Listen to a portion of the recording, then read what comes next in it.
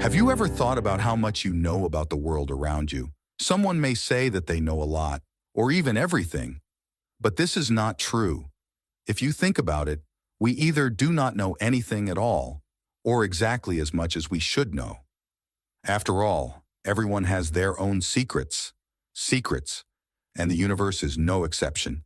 It keeps thousands of secrets that are waiting for one day to show themselves. One of these secrets can easily be monsters. You say it's a joke, it's not possible, it only exists in fairy tales. But monsters are already hiding between us. And it can be anyone, your work colleague, relative, friend, acquaintance. One of these casts includes our hero. On the road, you can see many traces, similar to bloody spots. Running your hand over them, someone carefully trying to study them. This unusual young man is looking for monsters in the footsteps, looking closely at which he realizes that the monster is somewhere nearby. The guy is clearly not an ordinary person. Who else can see eyes that glow in the dark purple? He is calm, focused on the find. As soon as this trace got on the guy's hand, his amulet began to glow, and red lines went from it in different directions all over his skin. These lines went from his hand. His eyes lit up with radiance. He took the energy of the traces, and now he can use it whenever he wants. But it's not that simple. In order to use this energy, you first need to understand where the monster itself is. The liquid became much denser, and someone's image began to appear in it. Thinking about his own, the guy does not even notice that behind him began some kind of revitalization. A bright red light came on, very similar to an explosion. Feeling uneasy, the guy looked up and saw a shadow hovering over him, which was threateningly closing its claw on him. And the guy was a little confused, but still managed to react in time and jumped aside. And the monster missed the blow and drove his paw right into the ground, leaving only a hole in stones. The boy crouched down on one knee to catch his breath, realized that the monster was hiding in order to strike a stealthy blow from behind, and the boy did not seem surprised. You can expect anything from monsters. And as you can see, a liquid dripping from it was very similar to blood, but it is not yet known. Raising his gaze higher, the boy saw that the wall in front of him was completely saturated with the energy of the monster, and his amulet reacted to this energy, immediately shining bright purple. But it was not so simple. On that wall, completely saturated with the energy of the monster, there was not one entity, there were several, most likely to confuse the traces. It looked like people who had been doused with paint. Seeing one of these entities, the boy noticed that it was watching him closely, as if in a cocoon of formless liquid. And when he saw it, Chang Zai-kun began to look closely. The young man was pleased, because this was the same entity that had attacked him. There was no fear in the boy's eyes, only determination, and a kind of favor towards the monster, as if it liked them, and Chang Zai-kun did not want to harm the monster. And then the boy rushed straight into hell, into the very center of this substance, and it in turn began to pull him with its energy like tentacles, taking the whole body of the boy in its arms, and the slaughter began. The entity realized that it was detected and decided to try to escape, but the young man did not allow it to happen, and the boy warned it not to even try. The entity rushed up the mountain, but did not have time to escape. The guy immediately caught up with her, and yes, judging by the forms, the entity was female. But what was strange, despite all the proportional orientalism of the body, legs, waist, head, the entity had no hands but long, lush forms. Our hero also realized this. The monster was really quite pretty. Chang Zai-kun did not expect it from himself, and involuntarily looked at the girl. He seemed interested in his new acquaintance. Although the monster looked like a girl, it was more of a monster. Its legs were like daggers. It had no hair, but 3 eyes, no arms, and the most distinguishing feature was its red skin color. The guy smiled and said that he would be embarrassed if she continued to flicker her legs in front of him. He was a master of compliments. Even in battle, he didn't waste time on jokes. But judging by the look in her eyes, this compliment did not appease him, but angered the girl. Her eyes began to burn with yellow light. Squeezing her eyes shut, the entity began to plan a counterattack on Chang Zai-kun. In the young man's mind flashed that it is not necessary to provoke monsters. They are dangerous, but immediately rejected these thoughts because it was not a provocation. He just made a compliment from the bottom of his heart. and continued to look at the entity with his unusually purple eyes. But while the boy was flying in his thoughts and looking at his new friend, the entity wasted no time and was already rushing towards the boy at full speed to strike him. It was angry, so the young man decided to use energy without delay. As soon as he said this, the amulet seemed to react to his words, and a bright purple light came out in all directions. The amulet seemed to come alive. The light was pouring out in all directions from this device, and the amulet itself was very similar to an eye, but not at all like a human eye. Looking at the reaction of the young man, the amulet caused unpleasant feelings. It was like an octopus. It started its lines on the body of the boy, and the light from this device was pouring more and more and was brighter. These lines did not stop at the neck. They went to the arm, along the veins, showing them all on the surface. A very bright purple glow came from the arm. It completely enveloped the body, as if merging into one. The young man's hand and himself began to change. His eyes glowed, brighter than ever. Eyes of this color are impossible to find in an ordinary person. It is all thanks to the amulet that Chang Zai-kun wears. This amulet gave him great power, and the power to defeat a monster, even being a monster himself. The tentacles came out of the boy's body. His gaze became balanced, completely focused on the target. And this amulet changed the boy in a second. The entity did not expect such changes. It did not think that an ordinary guy would suddenly have such abilities. It did not have time to react and run away because of this hiccup, or to defend itself. And the tentacles grabbed its leg, but did not stop there. The tentacles stretched to the whole body of the monster. It was the first time he had ever used the power, and he hadn't expected such an effect, but it was hard to believe because he immediately touched his hand and was distracted. The young man liked it. He was proud of himself. This power was called tentacles, but he wondered if it would be considered sexual harassment of the entity. But the hand suddenly spoke and asked him to put his thoughts in order. Meanwhile, the tentacles of the tentacle were about to close around the monster's leg. Its leg was rather oddly shaped compared to the human leg, which had feet, so the monster relied on thin limbs. But then the boy's eyes were frozen with surprise, and pieces of its tentacles appeared around him, as if the girl had escaped from its tentacles, and Chang Zai-kun was still looking at the monk in awe.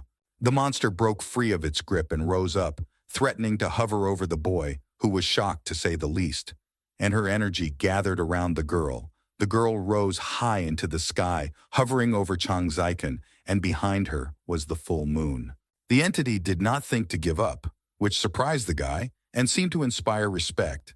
He met an equal opponent, but the Chang Zai-kun was not going to retreat so quickly and released its tentacles in her direction. But not long the monster was at large. The tentacles again began to wrap around her body. It was clearly not like the girl. She began to get angry, and the tentacles began to catch up with her faster and stronger. The boy was pleased with himself, and he admitted that he really liked how stubbornly the entity resisted, even though it did not give any result. The boy was pleased with himself. He enjoyed his strength. Now the young man was more proud of himself than ever. He thought that by saying this remark, he looked like a real thief. The entity in his hand asked the master to concentrate again.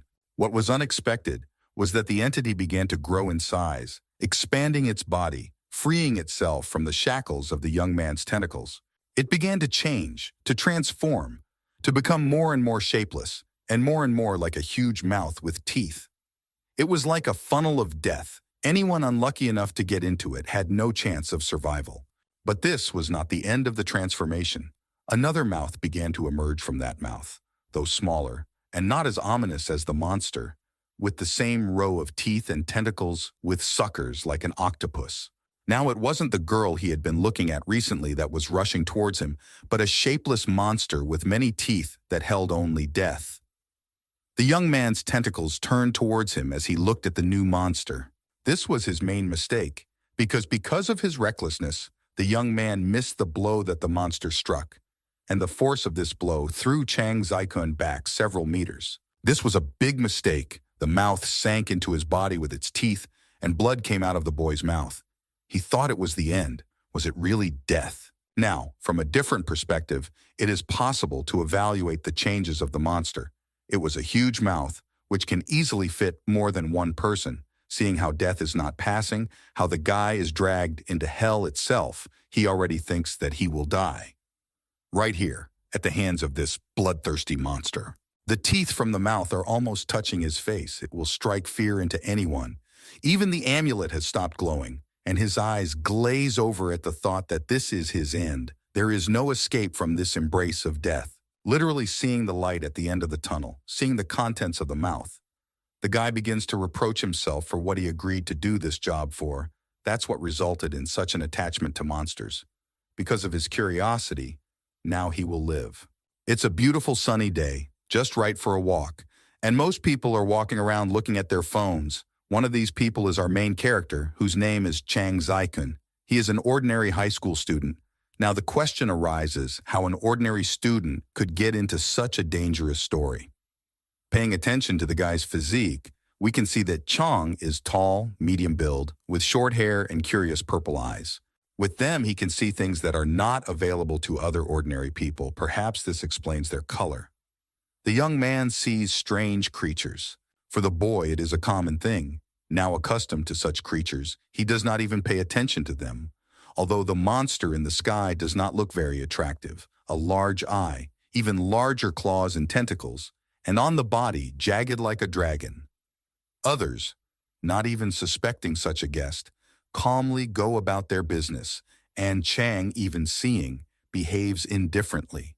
Even being a little boy and seeing this creature for the first time, the boy was a little scared, but he was more surprised that the characters of fairy tales were real, and only Chang could see them, while the others went on their way, not even paying attention to the boy.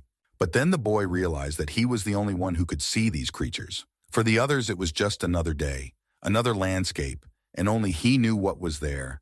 In front of the boy was a monster. It was gigantic, had 3 eyes, a huge mouth with teeth like daggers, horns like a bull, and a huge tongue, also with teeth.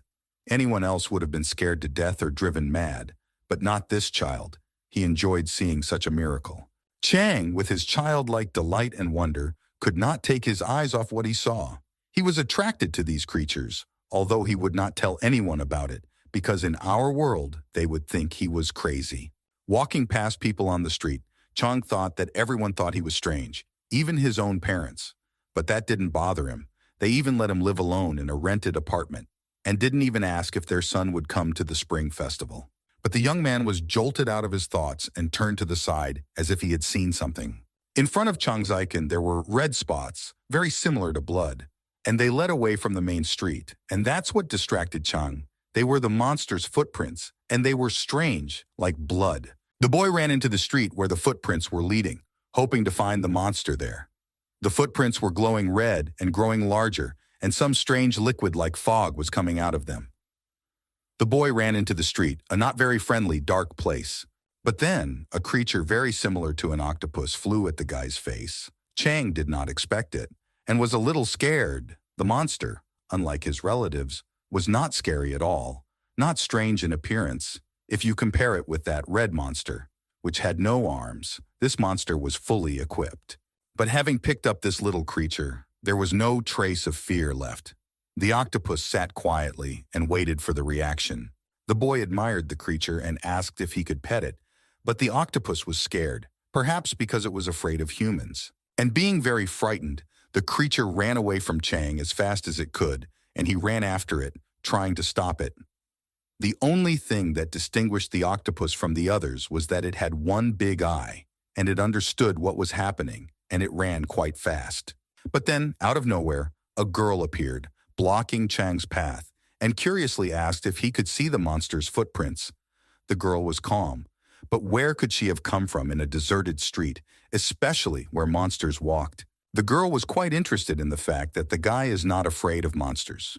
You can describe the girl as follows. She has short hair, 2 curls that fall on her shoulders, gray-pink color, blue marks under the eyes that shine beautifully and emphasize the image, an unusual dress that shimmers from yellow hot to purple. Decorated with colorful stones, the image is completed by something like wings behind her back. The girl was holding the same octopus in her arms and calming it by stroking it. The boy was speechless when he saw her. The only thing he could think of was how beautiful the lady was. His pupils dilated, which meant that Chang really liked the girl. He opened his mouth in surprise.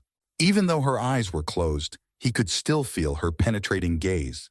She must have sensed his thoughts and smiled to herself. The girl was really pretty, even cute. Chang was so excited that his heart began to leap out of his chest, and he grabbed himself by the gate. The guy admitted that he had never seen such a beautiful girl, and at that time a familiar feeling in his heart told him. She was definitely not human because she approached the monster too calmly and stroked its eye, and the monster did not attack her and did not run away, which meant that she was some kind of creature in a human body. The guy was silent, but the girl continued and offered Chang to work for her, and without waiting for an answer, she said that she saw the answer in his expression, and she did not expect that there are still people in the world who love monsters so much. The guy was still a little shocked, but he started talking and asked if the job she was talking about would allow Chang to communicate with more monsters, or rather, if he would deal with them at all. The girl, summoning something like an energy sphere in her hands, replied that her job was to find the last monsters in the world in order to bring them back to safety. And if Chang agrees to take the job, he will have more than enough opportunities to communicate with monsters. Of course, the girl promised to provide the necessary assistance in the case and reached for her chest as if to show something. Her curvaceous form diverted all of Chang's attention, but I think any guy would be distracted by a pretty girl. She took out the same amulet that was around the guy's neck at the beginning of the story. It was a magic amulet. She offered to accept the offer and work together. The amulet was glowing, and beckoned him to take it in his hands. Chang Zai-kun now remembered why he had agreed to take this job, which was the reason he got into trouble. But at the time, it seemed quite interesting and promising to him, and a way to fulfill his dream. This job was to live with monsters side by side. There are so many of them, different, and all of them can become friends. Winged, toothy, shaggy, all of them. If you make friends with them, people will not have problems with them, and monsters will stop not only being afraid, but also harm them. Chang came to his senses, looking in front of him, and asked someone if he was a new human employee. It was clear that the guy was not feeling very well. The person standing in the shadows only said that lying on the ground and avoiding work was not a professional attitude to work.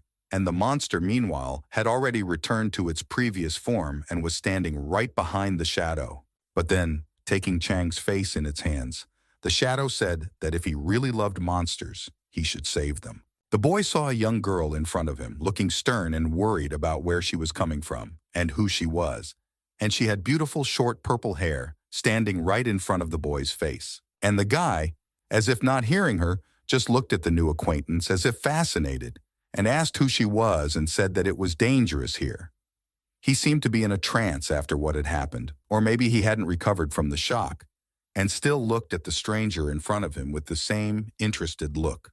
Meanwhile, the monster, not wanting to let go of this opportunity, rushed to attack. The monster's eyes burned with hatred. It only wanted to kill them. The boy did not see this because his back was to her, but he continued to say that she needed to be careful and looked fascinated. But the girl saw the attack, and the leg brought over her, still aimed directly at her head. And because the girl saw everything, she was able to react in time and took Chang under the arm and jumped to the side. The girl was surprisingly strong because she could easily lift the man, and the monster missed falling directly into the road with his foot and left only a hole and stones. The girl turned to Chang and did not miss a moment to tease him for warning her about the danger, but instead he almost got into trouble again. Quickly running away from the monster, the girl said that if she had not come to his aid in time, the guy would have died of bleeding. And indeed, the whole t-shirt was soaked with blood. But when Chang touched the wound with his hand, he was shocked. It was healed. The amulet was still safely around the boy's neck, and the girl was holding his hand on his chest, where there was a large wound from the monster's bite. It seems that the phrase that scars adorn a man is not for Chang. He not only did not like them, he considered them ugly, but it was already done thanks to the monster's teeth. He would have that very horrible scar across his chest. Thinking of his boss, Chang thought that it was probably her who sent the girl to help him. He could not have imagined that she would be so attentive, so this proves that she needs Chang now. Chang was pulled out of his thoughts by his rescuer, who asked for permission to tell the boy that she was not responsible for dealing with monsters. It was a skill to speak at such a speed, and Chang was only silent while listening to her, looking ahead, while the dangerous place where he had almost died was getting further and further away. The girl continued to talk, and turning to Chang, she said directly that to cope with the monster, he must rely only on his own strength and abilities. This was the last thing the girl said because at that moment, the monster came out of nowhere, using his foot like an axe, and cut off the girl's head so fast that neither her body had time to save her nor the boy had time to react. The girl's head, exactly cut off, flew in the other direction, away from this company, just like that. Trying to save Chang Ziken's life, it was enough to be distracted for 1 second and lose your vigilance, and you are already without a head. The monster was very strong. She was able to cut off the head with one precise blow. The girl's body began to weaken. She let go of the guy's hands right at breakneck speed on the sidewalk. The guy fell down. With a strange curiosity, began to look at the legs of the monster. What is most interesting is that she leaned on the very thin limbs of the legs. It was interesting, because to keep the balance on such long limbs was almost impossible. It must be a magician, or as in this case, an ordinary deadly monster. And then suddenly, the severed head of the girl spoke. She shouted to the guy that she was not dead, so that he would not fall into a stupor.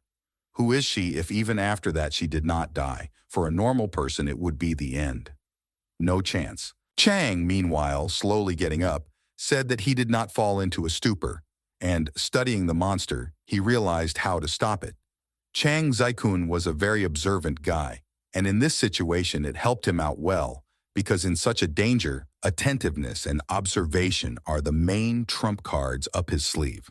The guy was not worried. He could always clearly see the monsters. At this time, the amulet around Chang's neck shone bright purple and made lines on the sling. The guy's eyes also shone with a bright light. His whole aura shone. The monster wasted no time in attacking the young man with a wild scream and angry eyes.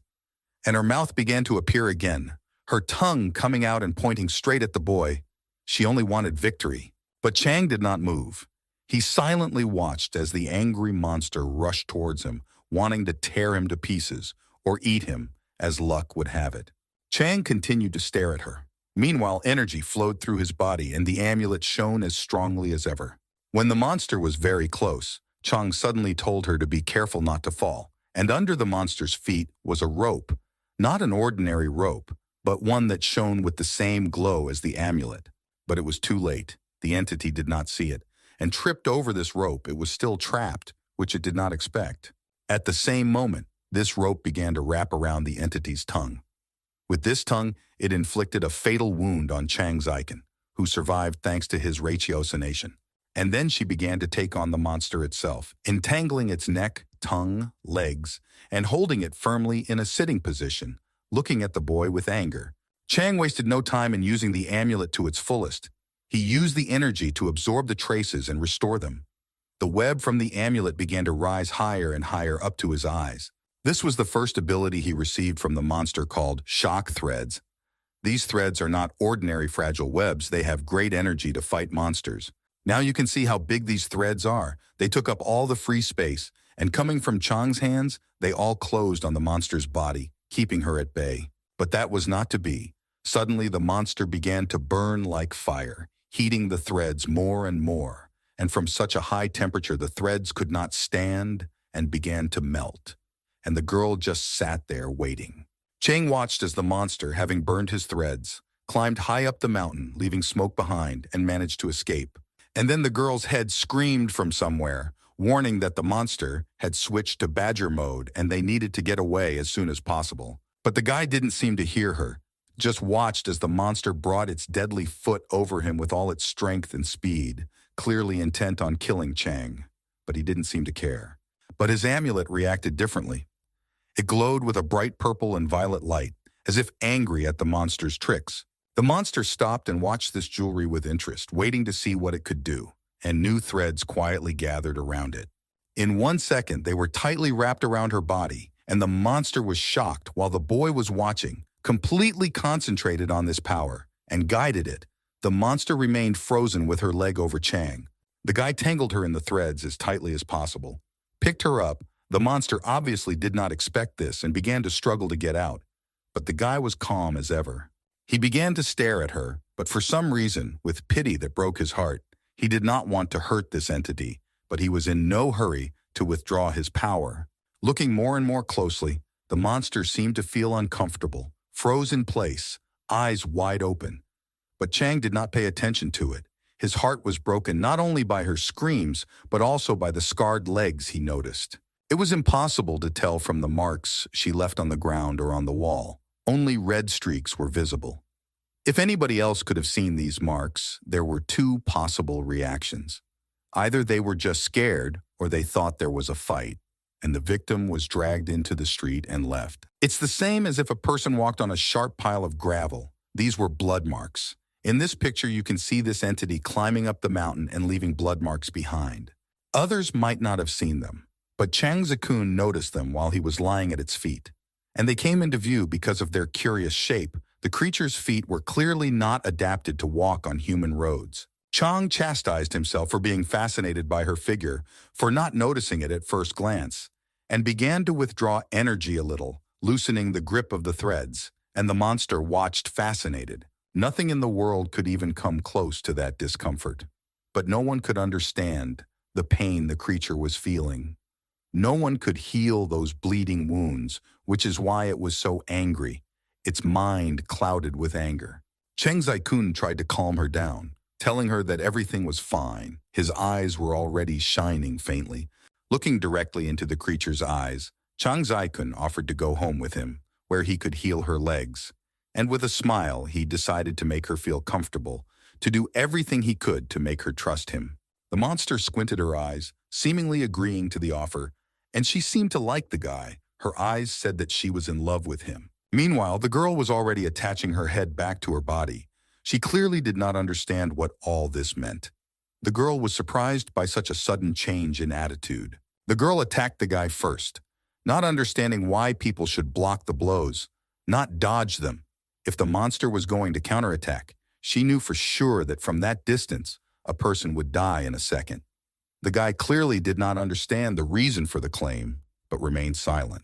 Immediately, the girl turned to the monster in the boy's arms, saying that this was not the behavior of an entity. Was this the reaction of a monster? Was this the little girl who had never been in love? The monster was clearly as shocked as the boy. Turning around with the entity in his arms, he said them, though they were addressed to the girl, so that she would not pay attention and not be afraid. She was just jealous that she had a close friend.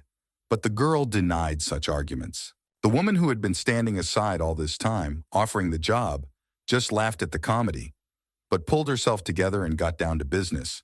Now she was sure that the boy was telling the truth when he said that he always saw monsters clearly. As it turned out, she had arranged a test for Chang, and the test proved that the boy was indeed capable enough to work with them. But then a girl screamed, denying everything because she was also a monster, but Chang did not understand her feelings. It seems that Guansho does not like Chang Zai-kun at all, and she is ready to do everything to keep this guy out of their team. The girl did not even hide. She openly showed her dislike for Chang Zai-kun. And immediately crying, she ran into the arms of her mentor, who only laughed, but said that the guy was strange and let him try to go down to the underworld. The girl seemed to be bluffing, turning to the boy to show that she had outsmarted him, and the woman continued, offering to do what they had agreed. She said that she would take Chang to the house where the monsters lived so that he could see their daily lives, and she was ready to introduce him to them. It seemed that Huan Ren had decided to trust Chang Zai-kun. If she decided to show him the place where all the monsters lived, perhaps because Chang Zai-kun had not killed the creature but had decided to help it, and thus proved that he did not want to fight the monsters. The guy was beaming with happiness. He had been dreaming about this meeting for a long time, and he had already imagined how it would go. He imagined how he would be able to approach everyone, talk to them, if possible, find out what kind of monsters they were, and maybe make friends with them all. Everyone came to a place that looked like an underground parking lot, a common place for cars that exists in every big city. But this parking lot was empty. The woman led everyone to a car. It looked very old, and now you could see that the woman was glowing. Maybe it was her aura. She took hold of the door handle, about to open the car. It looked like it was a long way to the place where the monsters lived, and they had to go. But who would drive this car? As she opened the door, Junren gestured for us to get in. Sitting down in the middle of the car with the monster, which by the way was no longer in his arms, the guy joked that he could not believe that the girl could drive a car. So the question of who would drive the car was revealed. And the girl, clearly thinking about how to drive the guys, scrolled the keys in her hands and said, "Just sit and watch." She already knows what awaits him and decided not to warn him. Let it be a surprise. Slowly inserting the key into the ignition, the girl started the car. And then something strange happened. Because the ignition was a strange light, it is unlikely that this will be a normal trip. The guy just had time to say that he was sure that the girl did not know how to drive, as the car began to fall into a whirlpool that came out of nowhere and shone yellow and pink. And the car disappeared at the same time, and the portal began to disappear after it. Indeed, the monsters are not so easy to get close to, and they live far away. Without a car, you cannot get there. Then, after passing through the portal, the car changed its appearance and became like a ship, and at full speed burst into a new dimension. After all, that's where all the monsters lived. The girls in front sat quietly. It was not news to them, and not to Chang Zai-kun. But the boy was speechless. Now he did not even understand where he was. Chang Zai-kun had never seen anything like it. It was a strange way for him to travel. That is why Huan Ren did not tell about such a journey. First of all, it is unlikely that the boy wanted to get into this world in this way.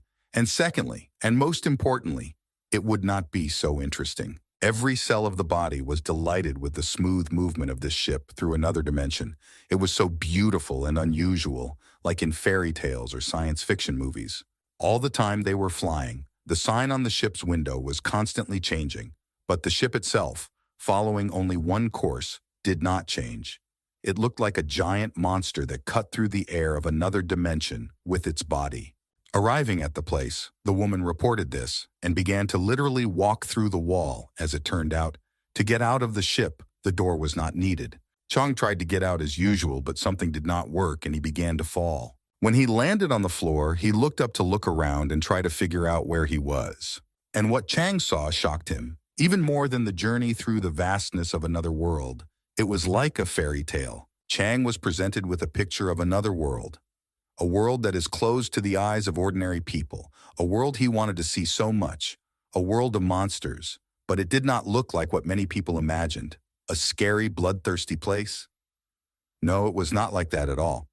There were trees of strange and odd shapes, mushroom-shaped houses, flying creatures resembling elves, a rabbit carrying a package somewhere, a horse drawn by a nobleman's worms, a girl walking her pet. Life went on at its own pace. Chang was shocked by the variety of monsters. He had been interested in them since childhood, and finally seeing them, he could not look away. But the monsters were indifferent to the newcomer. Perhaps the point was that Chang Zai-kun was one of them. At least it seemed so, thanks to his amulet and his connection to the monster. He could hardly stand it. He was almost squealing at how many cute monsters there were, but the girl didn't like his sentiments, and she tried to silence him. Distracting them from the brewing quarrel, the woman suggested, in accordance with human habits, to find a place to sit down and talk. When they arrived at one place, they were met by a monster girl who had something like a fishtail instead of legs and 6 hands, one of which held a mug. Upon entering, everyone saw the creature at the bar, who was offered another drink, but he asked to wait a minute while he finished a flamenco cocktail for the guests. The woman ordered a table for 4, and everyone went there. The room was quite spacious and quite beautiful, with a window in the ceiling through which you can see the beautiful blue sky, and the same bar counter stands on the scent. The whole company sat down at the ordered table, taking drinks with them. The table was beautiful. Above the sofa on which everyone was seated, in pots were flowers, but not usual for people. Above the table hung a lamp that shimmered in blue, very similar to the model of the planet. And on one side of them, a window through which there was a beautiful refraction of light in gently pink tones. The woman took one of the glasses and squeezed out a liquid similar to a cocktail, shimmering in purple and blue. The woman pushed the drink toward Chang, urging him to try it, but Chang looked at the glass with some suspicion. In a transparent pitcher, the woman reached for the balls with tongs that looked like colored ice, which literally translates to rising moon. Throwing this ball into her glass, the woman began to talk. She said that this place they were in now was called Yueshing, and she was the administrator, calling herself Jun Ren. Chang was surprised by this name because it literally means bitch, and he could not understand why she would humiliate herself by calling herself by such a name. But this name has another translation, rejected. Both translations in the original read the same. But Chang's thoughts and questions were interrupted by the girl, who told him not to use such homonyms. Guanzhou knew how the name was translated and had never spoken about it herself, and now she forbade Chang to use it. But Huan was calm. She was not confused by this translation into human language, and she was not offended by the boy's open thoughts. But she knew that her name said that she was approved. Chang didn't understand why she was so calm knowing about this translation, and he wondered even more why she was approved. Jun explained that almost all of the entities living in Yuesheng were strangers in this world. They had been expelled from another world. Even there, they were only strange, alien entities. People could not accept those who looked different from them. A man went out to fight a monster that was several times bigger and looked dangerous. The monster looked like a big worm, its mouth full of huge teeth. One of the soldiers was already wounded and stepped aside. But despite its size and fearsome appearance, the monster was defeated and killed, no matter how much they wanted to be friends with humans. But just one mistake could harm everyone around them. They could not fit into any world, and Jun 7U considered everyone a complete failure because of this. But she admitted that Yuesheng was more like a prison than a home for them, but she didn't want to say why. But as she spoke, the marks on her face began to glow, as if they were responding to Jun Ren's urging. But putting aside the unpleasant memories, she smiled again and continued. She wanted to officially entrust Chang Zikong with the search for the monsters. The marks under her eyes shone brighter, and she was completely confident in her decision, because it was necessary to ensure the safety of them and everyone else.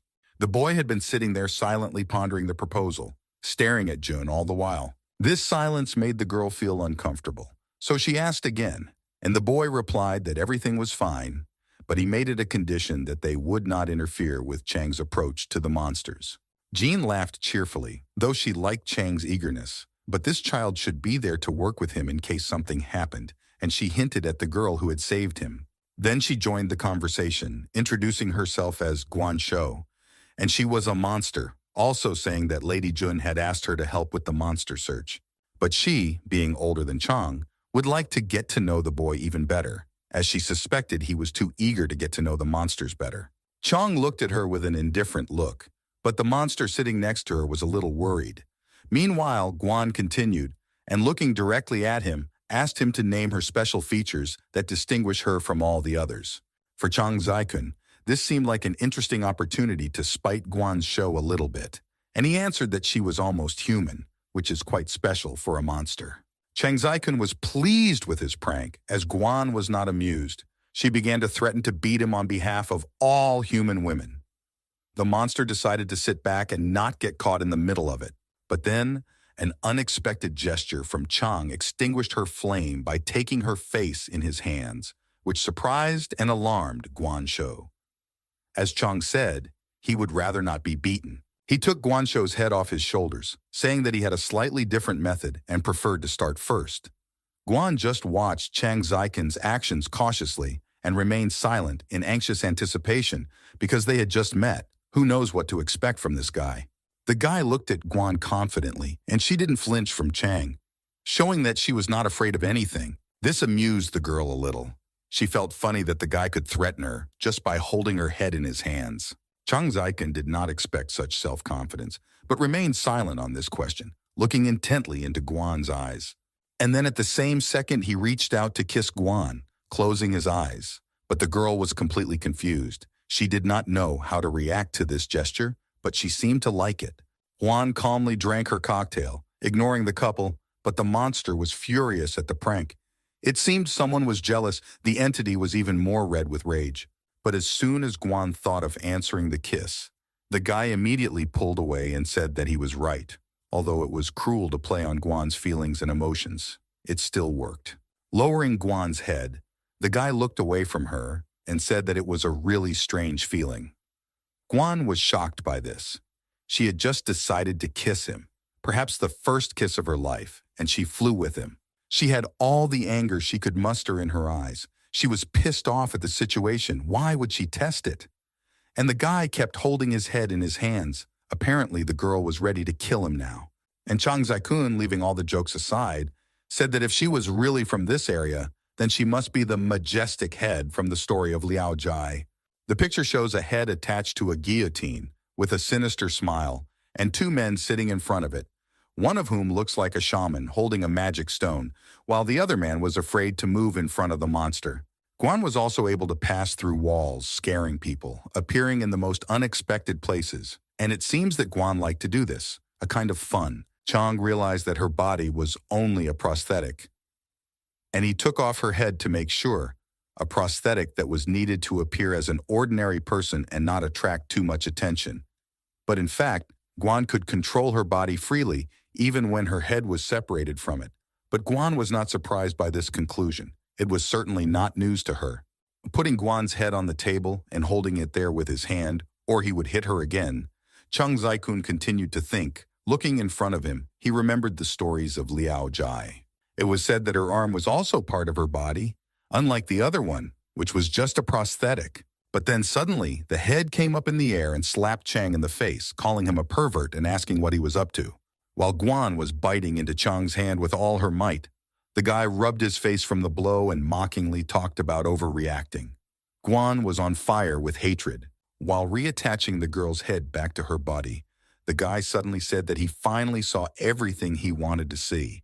After reattaching the angry Guan, Chang looked at her with a sly expression and finally said, "Her head is needed to outwit the enemy, but her arm is her real body." The girl's rage had gone over the top, and now she detached her head from her body, and with all her strength, sweeping away everything in her path, she carried Chang off the ground, lifting him up to the ceiling. Junren was not bothered at all, neither by their fight, nor by the fact that the boy had smashed the window, and even more so by the fact that Chang Zai-kun was about to fall to his death from such a height. The boy had no chance. Coughing, the guy flew out, breaking the window with him, and rapidly fell down, and with him thousands of small particles of glass from the window. Now it was possible to look more closely at the institution, which was incredibly high. But something distracted Chang from the fall, and he was surprised by what he felt and saw. The guy who was supposed to be on the ground was still falling. How is this possible? He was hanging in the air, and the place seemed to be somewhere in the sky, judging by the fact that under Chang Zai-kun was a huge city that was burning with thousands of lights.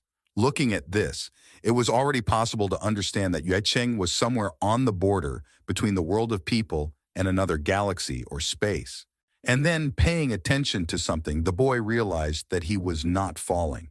Because this Yue Cheng was really hanging above the city in the clouds, and it was actually a huge monster that was calmly holding on in the air, the boy saw the sky in front of him, where the round moon was peacefully lying, shining directly on the monster that was hiding behind the clouds, high above the city, which was now burning with dozens of nightlights.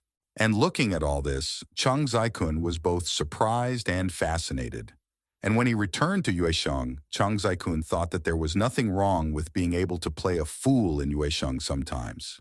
And then, once again, Jun spoke up, not at all bothered by the fact that Guanshou had just thrown Chang out of the window. She really wanted them to get along and work together peacefully, but it seemed that Guan did not like the idea. And then Jun announced her decision. It sounded strange, to be honest. She decided that Chang Zai-kun and Guanshou should spend this night together. That's what.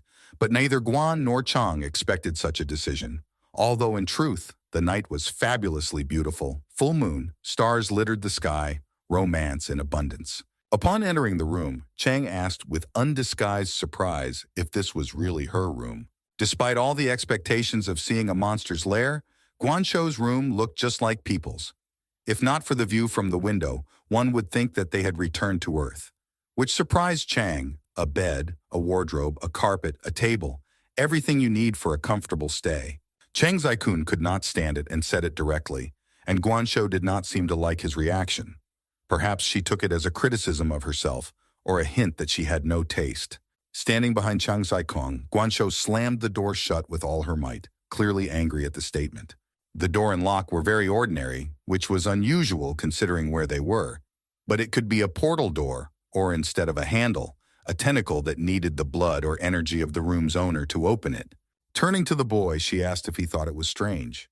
With a certain excitement in her eyes, she rushed straight towards Chang, obviously up to something. With a wild look and as fast as she could go, she brought her hand in the air above the guy's head. She wanted to catch him off guard, and she succeeded. And it seemed this time he was not in for a joke. This time there was surprise mixed with fear in the guy's eyes, seeing the determination with which Guan was coming at him. But she didn't aim for the young man's head. She swooped past him and hit the wall. Chang said that now was not the time for games, but what was scarier was that she had confirmed that the jokes were over. Things were getting more than serious. But Chang didn't like being cornered, so he summoned his inner monster with an amulet, shouting "Blitz!" And tentacles began to appear from his hand, just like the ones he had used to stop the monster in the street. He shouted "Krieg!" and sent his tentacles straight at Guanzhou. She obviously did not expect such a turn, but she did not have time to react, and the tentacles grabbed her and began to wrap around her. The girl struggled as hard as she could, but in vain. The tentacles holding her clung to her more and more and imprinted her into the wall. Cheng Ziken was pleased with himself. He was enjoying watching Guanzhou's reaction, but Guan did not show time and pulled out harder and harder, and Cheng ordered the monster inside him to absorb her power into himself. This confused Guan and made her even angrier. Cheng began to be covered with red lines again, right from the amulet to his eyes, and the monster inside him noticed that, although this attack worked, the master was still not Guanzhou's opponent. The map illustrates that the danger level of monsters differs from terrifying to blood awakening. First terrifying, then too dangerous, and finally blood awakening. After the owner has entered into symbiosis with his monster, he himself has become a monster, able to deal with the enemy himself, the level of blood awakening. Guan is already annoyed beyond belief, even though she is only responsible for supporting and interacting as a manager. But if she becomes too serious, her danger level reaches the third level, at which point Guanzhou's head separated from her body. Followed by her main assistant, her arm, Guan was angry and determined. Chang Zaikun's tentacles were slowly letting her out of their control, but then her head and arm began to penetrate through the window to the other side. The tentacles could not keep up with her and did not have such a skill to pass through walls, and at times, her body began to fall uncontrollably directly onto the carpet. Chang Zai-kun looking around, he realized that now it can attack from any side, but he was in no hurry to hide the tentacles and call off the monster. And so it happened. While the boy was looking around, the girl attacked from behind and pushed him back. Chang did not expect such an attack. He fell backwards and landed face first on the carpet. Guan was strong enough to knock him down, and without any special effort or trickery, she managed to do so. He stood up sharply and looked around to hear Guanzhou's voice, confirming the boy's guesses that she could indeed pass through walls and control inanimate objects. Looking back, the boy saw that her head was looking down at him from the ceiling. And not only that, she was holding a table, a hair toy, pillows, everything that was at hand. Well, now the guy is really scared, even if it does not kill. But a couple of bruises will leave easily. But now Chang Zai-kun will know for sure that she is an equal opponent, and it is better not to anger the Guanzhou. And then Guanzhou's hand grabbed the guy's neck and pulled him back. It was even more unexpected. Crawling up to the boy and sitting on top of him, Guan explained that they had monsters. This was a welcoming ceremony. Sitting on top of the boy, Guan ran her hand over his chest and continued, with a playful expression. Their social status shows strength. If Guan was trying to seduce the boy and distract his attention, she was more than successful. The boy melted into her captivity. But the guy clearly liked his current position. The hand was still holding his neck, but not as tightly, and he was able to say he didn't know it, addressing Guan as senior. Looking the boy straight in the eye, Guan continued, "They are the world's managers, and the law is the same. Whoever is stronger is right. This is a truth known to all monsters." Now Guan was serious. She said bluntly that even though he had received the approval of Lady Junren, she would still give him a total crushing, and she asked if he understood. But the boy did not answer. He stared at the girl, fascinated, as if no girl had ever crushed or controlled a young man like that. But then, gathering his thoughts, he said only one word, Blitzkrieg, and Chang Zai-kun summoned his inner monster. And another tentacle came out of his mouth, and straight towards the girl, his eyes lit up and his gaze became more confident. The girl looked at this appearance with some squeamishness. Guanshou did not like these tentacles. But then that tongue hit her right in the head with such force that she leaned back. The hand let go of Chang Zai-kun's neck, and he teasingly told the girl to show her exactly who was stronger and right. A drop of blood flowed from Guanshou's nose, and she was terribly angry, and she threateningly agreed to show it. She stood up to her full height and picked up all the objects in the room, including the piano and the wardrobe, and with a menacing but playful smile, she told Chang Zai-kong that if he was so bold, he shouldn't expect to sleep that night. Meanwhile, while the two were fighting in the monster world, morning came. And then Huan Ren came into their room and asked them cheerfully, wishing them good morning if they had a good night. Well, judging by the bruises under Chang Zai-kun's eyes, it was very good. Seeing a rather interesting picture in front of her, Jun Ren froze in her tracks and stood silently, while Chang Zai-kun, suspended from the ceiling, said that instead of a sleeping bag, he would like a comfortable bed. He had a plate of breakfast in front of him, and it was hard to tell what it was, but the liquid in the glass was the same as on his first visit to the restaurant. Guan behaved aloofly. She seemed to have no appetite as she had only a glass of liquid in front of her, looking in a completely different direction from Chang, who was looking at her until he heard someone say something about a hard night. It was Jun Ren, she continued, and said that if Chang's behavior yesterday offended her, she would apologize instead of Guan. After his test yesterday, something happened, so she was all nervous now. It was a test to see if Chang had successfully merged with the monster in his chest, and he failed because if he hadn't had help, he would have died. Junrin asked Guanshu to show her what was going on. Guan agreed and began to undress. She also exposed her breasts, which seemed to be the reason for the death. But it attracted the young man's attention, and he waited with interest to see what would happen next. Almost undressing, Guan showed that there was a hole in her just below her breasts, and she explained that the monster she had been watching and keeping with her had disappeared. Chang Zai-kun stared as if fascinated and asked what the monster had been living in her chest and what it looked like. But instead of Guan, she answered Jun. It was the little monster that Chang had met when they first met. The monster looked like an octopus. His name was Naru, and he was very curious, but Jun didn't think that would happen, so she left him with Guanshou.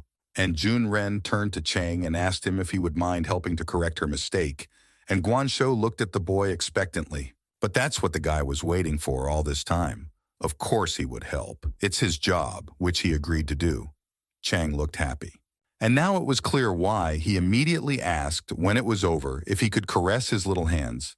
Guan didn't like such sentiments and favors, but Jun just laughed and agreed without objection. Guan seemed to forget that she was half naked, and with all the severity she knew, she looked at the boy, who had already pulled himself together, and said that before taking any action, he would like to see the place where this monster lived.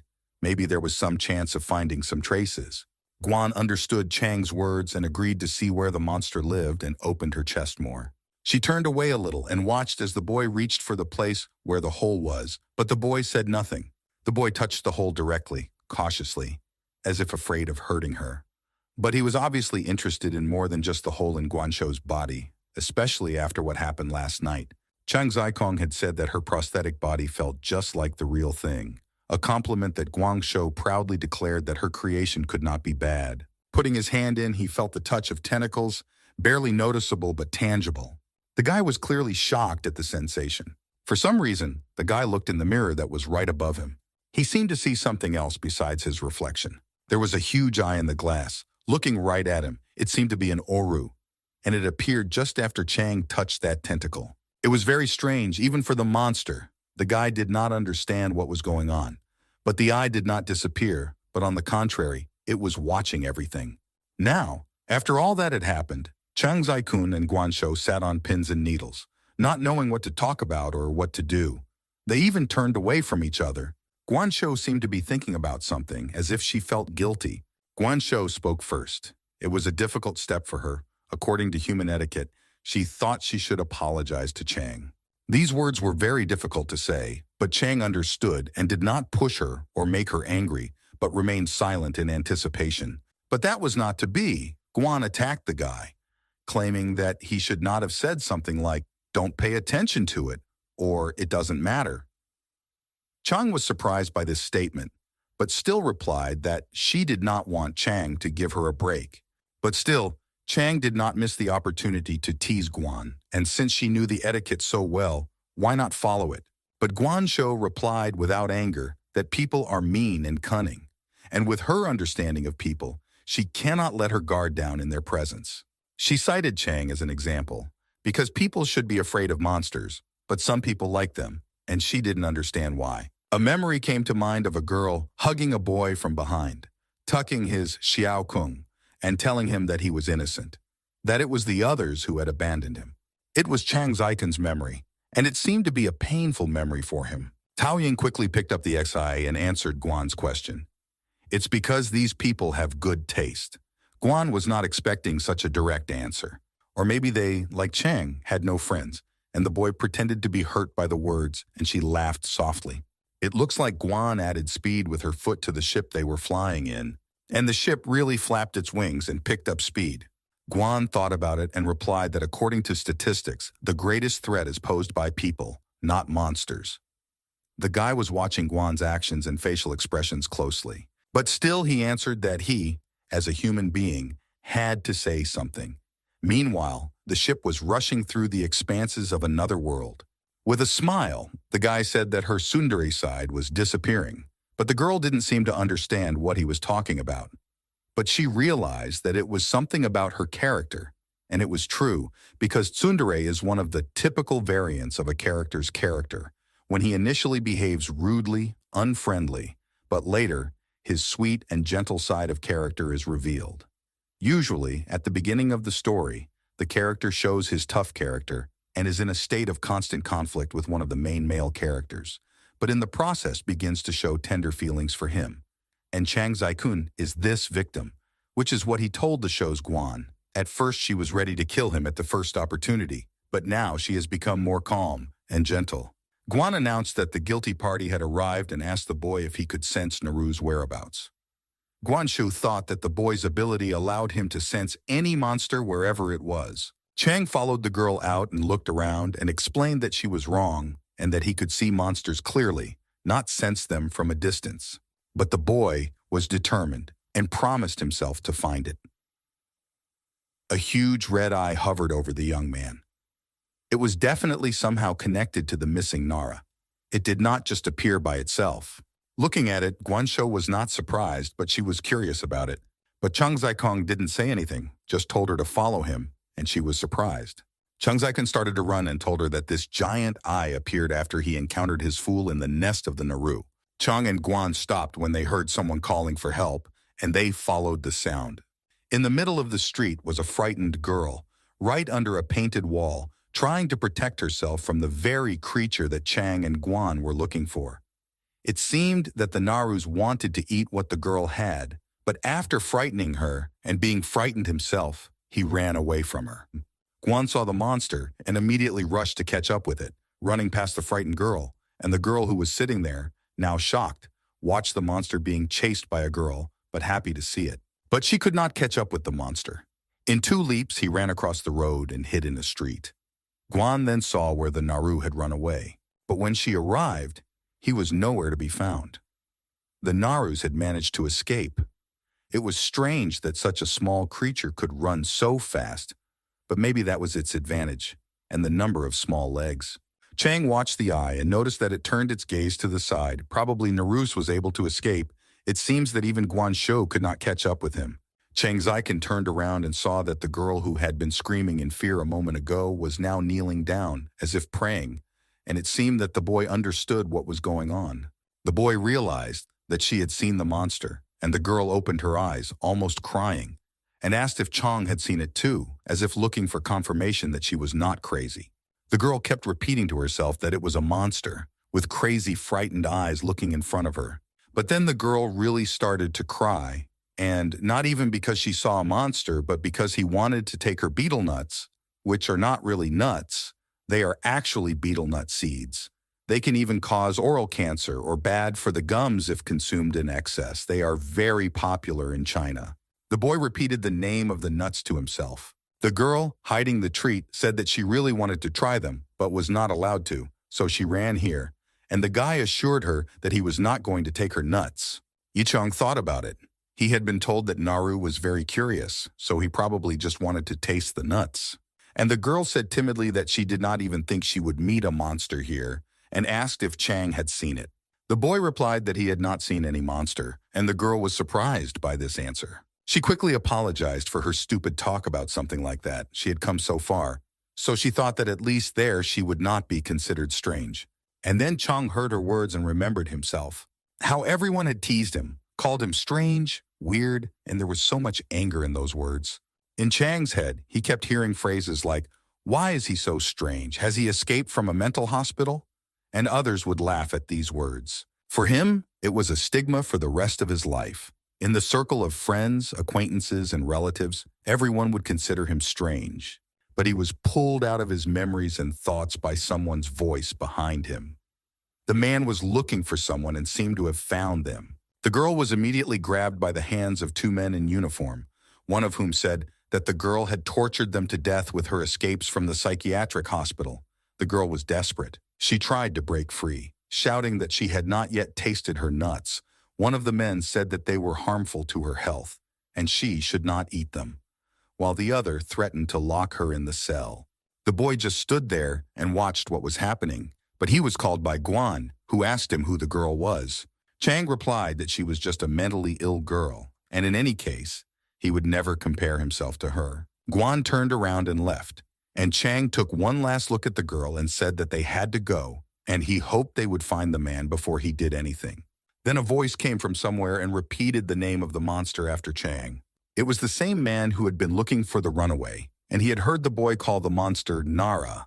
While the men were detaining the girl, the man ordered one of them to follow Chang and Guan, and they could only wait. When they came across the trail of the monster again, Chang and Guan ran to catch up with him, for the monster was quite fast. Stopping in front of a road, Guansho said that Naru's had gone into a street with snacks. It was a rather large street, located between high-rises. Guansho turned to Chang Zikun and suggested that Naru was interested in human food. Chang Zikun replied that they were lucky that it was not yet lunchtime, so they could try to lure him away with food. Guanshu looked at the boy and asked what kind of food he was going to use to lure the Narus away. As they walked into the middle of the street, Chang Zaichuk and Guansho saw many stalls with a wide variety of food, and many people walking around, which seemed to be popular. And then Guan was shocked by the behavior of Chang Zik, and he quickly hid behind her, pushing her in front of him, and said that he would not approach the vendors himself. Guan was shocked by this statement, but it made her laugh a little, and she asked what had gotten into Chang Ziken, because he suddenly started acting like a man who had gone out for the first time in years. And Chang Ziken explained that he was good with monsters, but not so much with people, and that he was afraid of people. Chang began to shake visibly, either trying to calm himself or to mislead Guan, and said that everyone has their strengths and weaknesses. But Guan said in all seriousness that those were too loud words for someone who was hiding behind her back. And for that matter, as they headed for the stalls, Guansho ordered Chang Zikun to follow her. As she walked toward her first victim, Guansho added that her prosthetic body was made for this purpose, and she seemed to be up to something, as she told Chang to watch and learn. Behind the counter stood a man in the form of what appeared to be a chef, and Guansho turned directly to him. After greeting him, Guan was determined to ask him to sell her some fried chicken.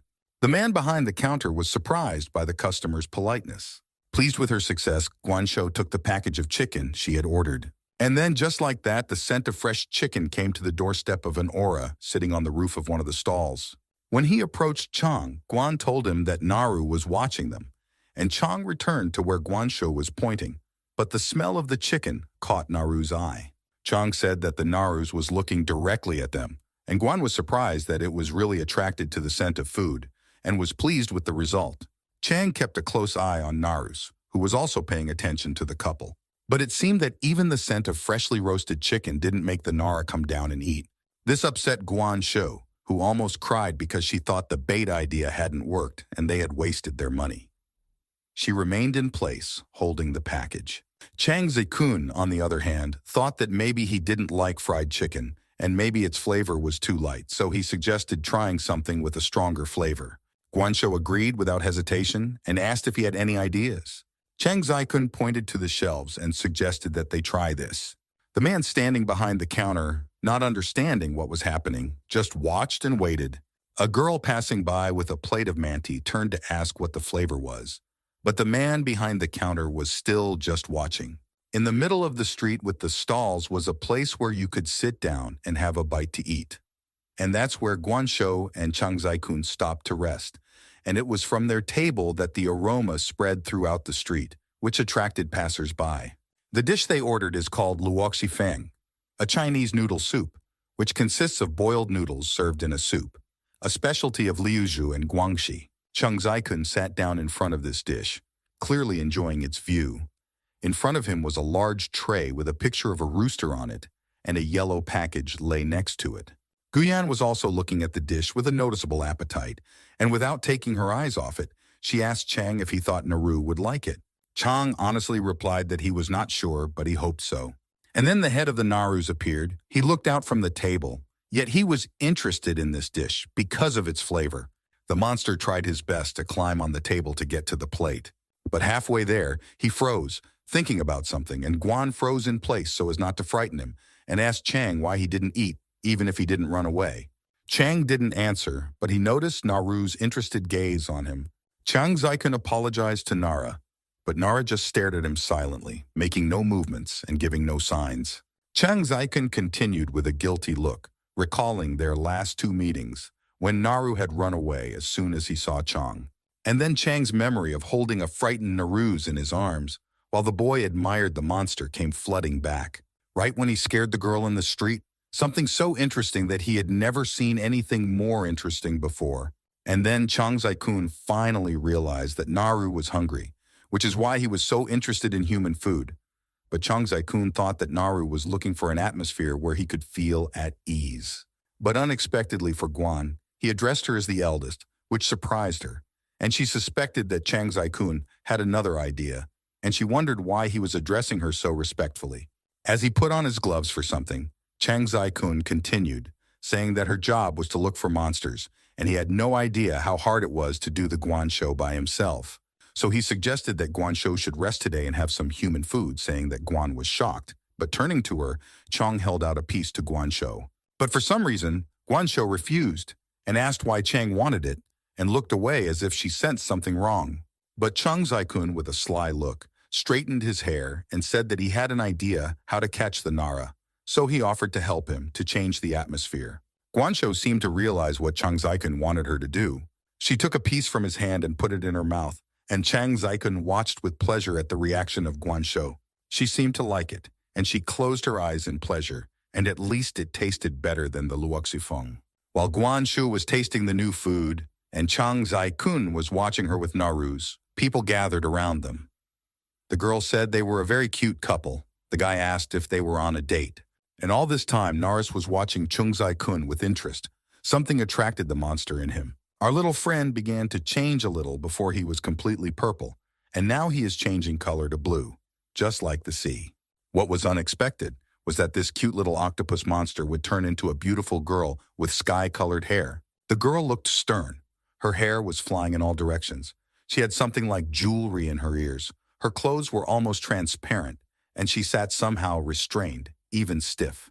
The guy obviously did not expect such a turn, and Guan probably knew, but did not think that the monster would transform right now. She spoke in a strange language, but judging by her gestures, it was clear that she was hungry, because she pointed at the plate of food. Chang Zai-kun could only manage to squeeze out a few words, no more, as he stared at the creature sitting right next to him, as if fascinated. And then it became clear that even Guansho did not know that Nara could transform. She was just as shocked as Chang Zai-kun. When she recovered from her surprise, Guansho remembered that Lady Junren had said that Narus could transform, but that he had to be very interested in something. But the boy continued to look at the creature. It was as if the boy had not heard Guanshu. He could not take his eyes off the creature. And Guansho thought, if she remembered correctly, the shape of the naked man's body was what struck the soul of the culprit of the transformation the most. And then Guansho was already looking for an answer to her question about how the young girl from this transformation was connected to Chang Zai-kun. And then Nara began to say something quickly in her own language, waving her hands, showing something.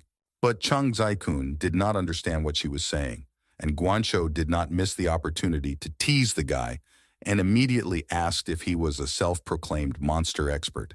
Chang Zai-kun explained that he could reach a certain level of empathy, but knowing all languages was a superpower.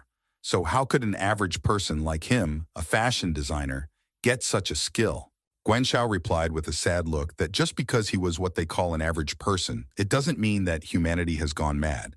And then Naru saw something that caught her eye, and she pounced on the guy's finger, surprising him, and Chang Zai-kun just froze in place, not even knowing what to do with her. I wondered what Naru was trying to show him, maybe that she was hungry and trying to get his attention. Her eyes looked pitiful, like a child trying to ask for something. Chang Zai-kun didn't understand what was going on or what she was doing. Meanwhile, the girl was not going to let go of her finger, and she looked irritated because the boy did not understand her. She let the finger out of her mouth, licking it in the end. She seemed to be hungry, but for some reason she could not say so, only show it. Leaning on the table and closing her eyes, she began to sing long and loudly, as if asking for something to put in her mouth. Finally, Chang Zai-kun realized what she wanted, and picking up the plate of food and chopsticks, he began to pick up a little bit of food. Grabbing some noodles, he offered to try them, and the girl didn't mind. With hungry eyes, she finally saw a piece of food, and she was eager to try it. Guanshou could see that Nara was happy to be understood. But before she could even taste the food, she was violently pulled back from the table by something. A purple thread flashed around her neck. It was the same man who had taken the girl to the psychiatric hospital when she was afraid of the monsters, and he had said that monsters were very easy to find because they were really strange. This man looked like a true evil genius. He was holding the Nara with a strange gun that showed a thread very similar to the one Chang Zai-kun used. All that interested Chang Zai-kun was that this madman could see Naru's, and it was very confusing to him. After all, even after the transformation, Naru's was still invisible to ordinary people. But the thief didn't care about this question. He just said that it didn't concern Chang Zai-kun. But it was interesting to the man that the guy wasn't a monster himself, but he could see them. As soon as the thief shouted that he would take him with him, the guys who were with him as a team simultaneously fired their pistols with the same threads in the direction of Chang Zai-kun and Guanshou. But having managed to wriggle away from the rope, which had gotten caught in a chair, Chang Zai-kun shouted to Guanshou, asking what was going on. Guanshou herself barely managed to dodge the thread and replied that she would explain later. She hadn't even thought they would meet them here. Judging by the conversation, Guanshou knew these people and had seen them before. In any case, they were enemies, and the enemy's eyes were glowing red, so he was no ordinary man, and he was a monster catcher. But then the Nara screamed, and the thread around her neck began to tighten, hurting her. Chang Zai-kun realized that they were using the thread to drain the Nara of her strength and energy. The boy reached for his amulet, and it immediately responded. A strong source of energy was found. Now the master could use his abilities. And the amulet shone bright purple, mixing with red. And in a moment, Chang Zai-kun began to change. The amulet began to work at full capacity. His eyes lit up with purple flames. Threads from him stretched up to his eyes, and his hand began to transform into tentacles. This added to the expression of the face not only formidability, but also danger. The tentacles immediately caught up with the enemies and grabbed them by the neck. They resisted, struggled, but all in vain. Their strength was great. The tentacles did not escape this madman, who was also grabbed by the neck. He was shocked and did not understand what had happened. He could not believe it and thought that Chang Zai-kun was not human. Opening his eye, which was glowing faintly with red fire, he could only squeeze out a scream and called Chang a monster. Chang Zai-kun just smiled evilly. Unlike the thief, the boy's eyes were burning bright purple, indicating his strength. The guy's tentacles threw the three men right into the ambulance that had apparently brought the uninvited guests. The blow was so hard that they were unable to get up immediately. Pulling back his tentacles, the guy said with undisguised pride that these uninvited guests had underestimated him and called them weaklings. Guanshou watched this with undisguised admiration and thought that Chang Zai-kun was angry. She had never seen him like this before. Guan immediately told Chang that if their weapons were taken away, they were only ordinary people and could do nothing. Leaning over one of the victims, Guanshou began to examine the eyes and concluded that their eyes were modified so that they could only see monsters. While Guanshou was examining the body, Chang Zai-kun tried his best to calm the frightened Nara, trying to free her from the thread as she cried. And then Guansho noticed the car in which these people had arrived. The same girl they had met on the street with the nuts was sitting in the car, and she seemed to be frightened, shaking. Guansho thought that it was unlikely that the people who were being caught by these criminals were really mentally ill, and headed towards the car. As she opened the door, she was still thinking about the girl, and thought that she was probably a victim as well. When she opened the door, she saw the girl getting out of the car. She was confused and scared, and she immediately asked if they had killed the people. And the girl immediately rushed to check her guess, and Guanshu wasted no time in asking if the girl was okay and if they hadn't done anything to her. And then the girl angrily began to kick the man who was lying on the ground, shouting that he should not have touched her nuts. Guansho, Changzaiken, and Naru just stood there unable to move from their seats in amazement. Distracted, she noticed that Changzaiken was trying to free Narus from the thread and thought he was catching her. Narus really looked like she was being held by force. Changzaiken denied the girl's guess and explained as calmly as possible that the Nara was not a monster and he was not catching it but releasing it. The girl was surprised by this turn and held the same nuts in her hands again. Without saying anything about it, the girl just took one of the nuts into her mouth. It looked quite strange, not like an ordinary nut, but it was far from a nut. In 1 second, from a sweet girl who was scared almost to death, she turned into a terrible monster with a huge mouth, from which came out an equally large tongue, with teeth, and the girl rushed straight towards the guy. No one expected such a turn of events. In an instant, she became an evil, bloodthirsty monster.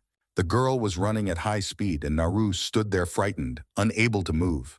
But Changzaiken did not even show that he was surprised or frightened. Naru squeezed her eyes shut in fear, and Changzaiken covered her by summoning his tentacles and using them as a shield, his eyes blazing again. And the monster's tongue sank into the shield. Wasting no time while Changzaiken covered her, Nara transformed back into an octopus and ran as far as the eye could see. Guansho quickly reacted and yelled at Narus to hide in her chest, where he had escaped from earlier. Without waiting for another invitation from Narus, he hid in Guansho's chest as quickly as possible. Changzaiken was fully prepared, ready for any attack from the monster. She was not confused by the sight of the boy. She had seen many things, but still did not hurry to withdraw her tentacles. The girl stood in front of him, not even thinking of attacking. She was in no hurry to hide her true face, and asked why the boy had lied to her. But Chang was calm. The monster did not hear the answer. She asked again why he said he did not see the monster's father, if he did, and then the picture of the first time they met on the street came to mind. She asked if Changzaiken had seen the monster, but he said he had not seen anything like it. Chang only replied indifferently that he could not see it before, but now he could. The girl just laughed and said that it was enough to deceive her. She was already calm, even cheerful. Leaning closer to Chang, the girl said that she had felt it the first time they met, and said that they even looked alike.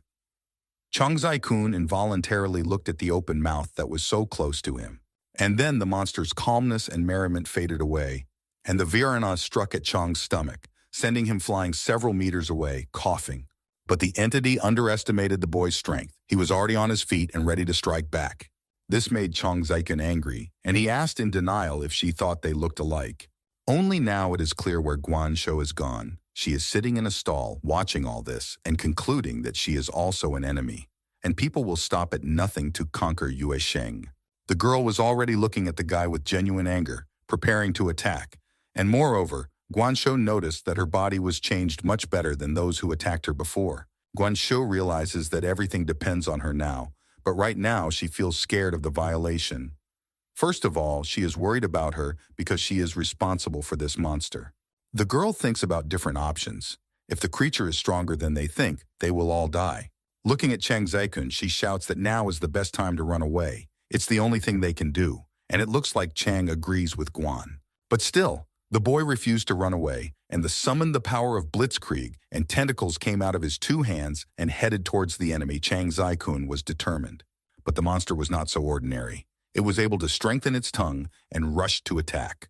And then the tentacles of Changzaiken began to intercept this tongue. And the tongue was quite strong. The girl was not joking. She was completely confident, and said that there was no point in resisting. With such a tongue, she looked very ominous. But not only the tongue changed, she began to change. Her eyes became terrible. They burned red. The tentacles of the Chang Zai-kun continued to wrap around her tongue, but she did not care, but the girl offered to join her. And then something happened to the amulet. It detected super dense neurotoxins that seemed to be pressing down on it. The entity inside him told him to cancel the ability immediately, and the neurotoxins began to reach the Chang Zai-kun. But suddenly, the boy was in a kind of void, like another dimension. Chang did not realize where he was, but he kept looking around. He was hanging in the air. There was no concept of up and down. Someone was screaming, calling for help. Chang Zai-kun looked around and saw a huge red monster with big eyes, sharp teeth, and a wide mouth. The same girl was standing next to him, yelling at the monster, telling it to stay away. When she saw Chang Zai-kun, the girl was already crying, asking if he also saw the monster, begging him to help her. She did not want to die. Chang turned away from her in disbelief, asking what kind of monster she was talking about, and that she was crazy if she really wanted to evoke pity with such tricks. The girl was screaming that it wasn't a trap, and she looked scared. Taking the girl by the gate, the guy angrily shouted at her to stop playing tricks on him, but she didn't resist, just closed her eyes. Chang Zai-kun was about to strike the girl, saying how bad she was, but the girl realized that she could do nothing. But then the boy looked up as if frightened by himself. Looking at his hands, Chang Zai-kun was horrified at what he was doing. He stopped himself. And then Chang Zai-kun realized everything. It was not him. It was an illusion. It was a farce, created in his own form and essence. The shadow immediately spoke. Did he really realize that it was an illusion so quickly? Chang Zai-kun heard the same voice behind him, saying that it was a misunderstanding on their part, a great anger against them. He turned around and used his blitzkrieg power to send it into the very shadow. But then someone's hand touched his chest, and Chang Zai-kun didn't understand what it meant and was surprised. It was the same girl, leaning against his back, reassuring him, saying that this place was safe and no one would bother them, and the boy could not even move from surprise. The guy was confused, but she knew he understood, because everyone else thought Chang Zai-kun was strange, so she knew what to push. She whispered in Chang Zai-kun's ear and asked if he would fulfill her request. As she opened her mouth, soybean immediately rolled from her tongue and onto Chang's shoulder, beckoning him to join her. The guy listened like a spellbound man. Her words were like honey, sticky and sweet, enticing. Chang was in a trance, and the monster continued. She assured him that together they could end these monsters. The monster remained behind Chang Zai-kun, holding him, hugging him. The guy was in a stupor, still not knowing what to do. He could not even move. And then a big shadow moved away from the boy, and that huge eye was hovering over him again, looking right at him, and the entity was still holding him. It was as if Nara felt it all happening. She sat still in the middle of the Guan show. In fact, it looked like this. Chang Zai-kun intertwined his tentacles with the entity's tongue and froze in place with her. The two of them fell into a trance, their minds transported to another dimension. It was all a trick of the entity to deceive Chang. Watching them, Guan Shou didn't understand why they suddenly froze. She still didn't know the enemy's abilities, but this was a good opportunity to launch an attack. But then, at full speed, a snake burst out of Guan Shu's body, and Guan did not even realize what had happened at first. She was very surprised by this. She shouted through the window to Nara to wait. Chang Zai-kun was still in a trance, and the same huge eye was hovering over him, so Naru sat on the boy's head, despite what Guan Shu was saying to him. Now, instead of the adult Chang Zai-kun, there was a little boy. It was him. There was no entity, no eye, just him, alone with himself. He said he had always been able to see monsters as long as he had known himself. They mostly fly over a large number of people, sometimes fighting each other. People would calmly go about their daily routine, past the high-rise buildings above which the monster would hover, watching the world of people with interest, and they would not even realize it. But from time to time, they attack people. For example, a girl who stopped in the middle of the road and looked at her phone can become a victim. At first, the little boy thought that monsters were the most frightening thing he could see or encounter in this world. But then the little boy encountered things that were much worse than ordinary monsters. They scared him much more. They were the shadows of the past, the shadows of the people who decided that he should disappear. The shadows of those who thought he was crazy, who mocked and abused the boy because they did not see what he saw. The entity made Chang Zai-kun remember that day. It wanted to win the boy over to its side by any means necessary to break him. He remembered everything that had happened. And then an unexpected guest came. It was Naru. The eye, seeing her, seemed to be frightened and began to retreat. She penetrated the boy's mind.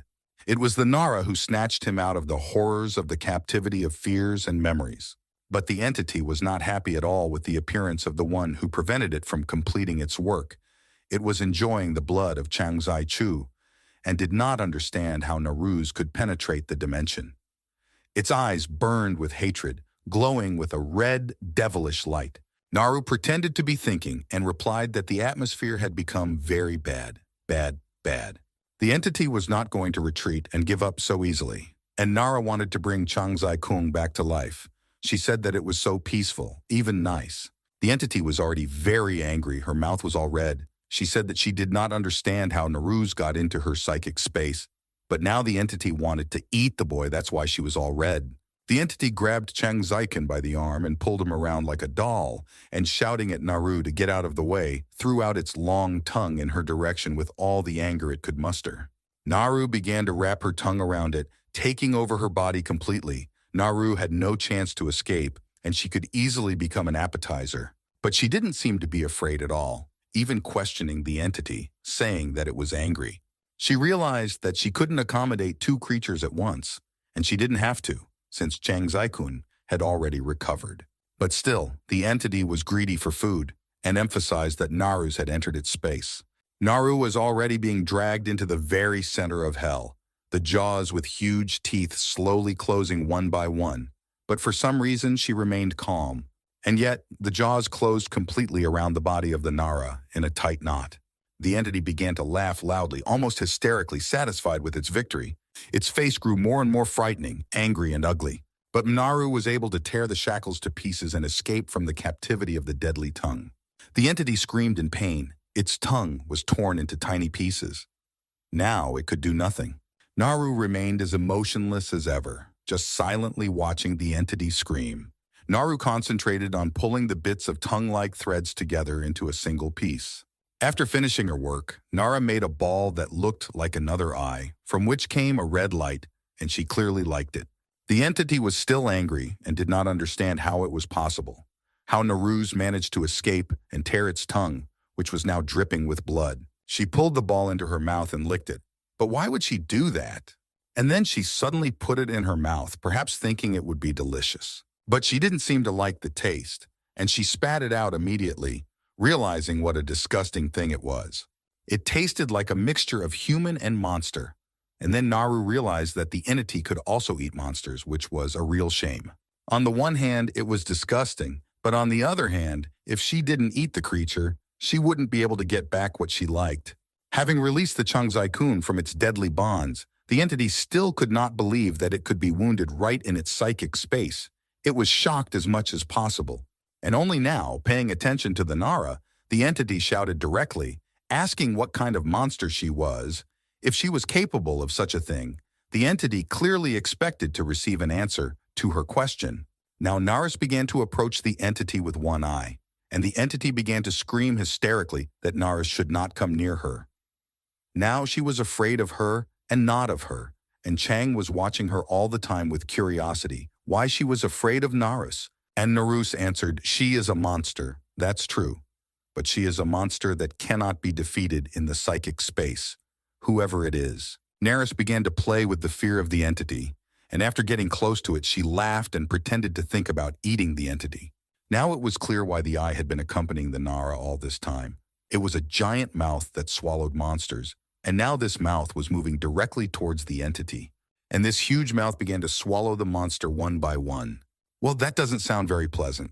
Now the entity felt what every one of its victims felt. Pain, terrible pain. Now the girl woke up. Her tongue was gone, and would never be. She looked bewildered, as if she didn't understand what had happened. Chang Zai-kun also woke up and was unharmed, and the monster inside him seemed to be intact as well. And then the girl fell face down. She lost consciousness, and now remembering everything, Chang Zai-kun asked himself what it was. Coming to a little bit of himself, Chang began to look at himself, and a voice behind him said that she had only suppressed his consciousness, but now everything was fine. Leaning over to Chang Zai-kun, Nara asked him to be more careful next time. Now she spoke in human language. As she got very close to Chang Zai-kun, Nara said that she had looked into Chang's mind and into his past, and it was quite interesting and cute, and Chang was even embarrassed.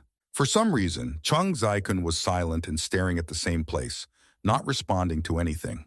Concerned, Guan Shou immediately approached Chang Zai-kun, waving her hand in front of his face to check his reaction, and asked if he was feeling well. But then she noticed Nara, and was distracted by her and Guan Shou and Chang Zai-kun. She was in no hurry to take her hand away from him. Naru was sitting on her knees, holding the edge of Chang's clothes to draw attention to herself, and she was clearly worried about him. Chang Zai-kun gave Nara a hard look, and assured her that he was fine, and asked her not to worry about him. He didn't want everyone to be distracted by him right now. The guy kept looking at the eye and began to think about the situation. Chang Zai-kun did not understand what had happened. He wondered who it was, this huge eye or this girl. Looking at the eye that was still hovering over them, the boy wondered who was the real one, or perhaps who was the master. But remembering how everything happened, he could say that they were one and the same, one entity. Standing under this window and seeing the happy Nara next to him, Chang Zai-kun realized that no matter what, the Nara is the most mysterious monster he has ever had to deal with. He fastened something very similar to a wutia on the legs of his old friend, but with straps that were perfectly sized and tight to the leg. The guy looked at his work with satisfaction, hoping that it would be enough.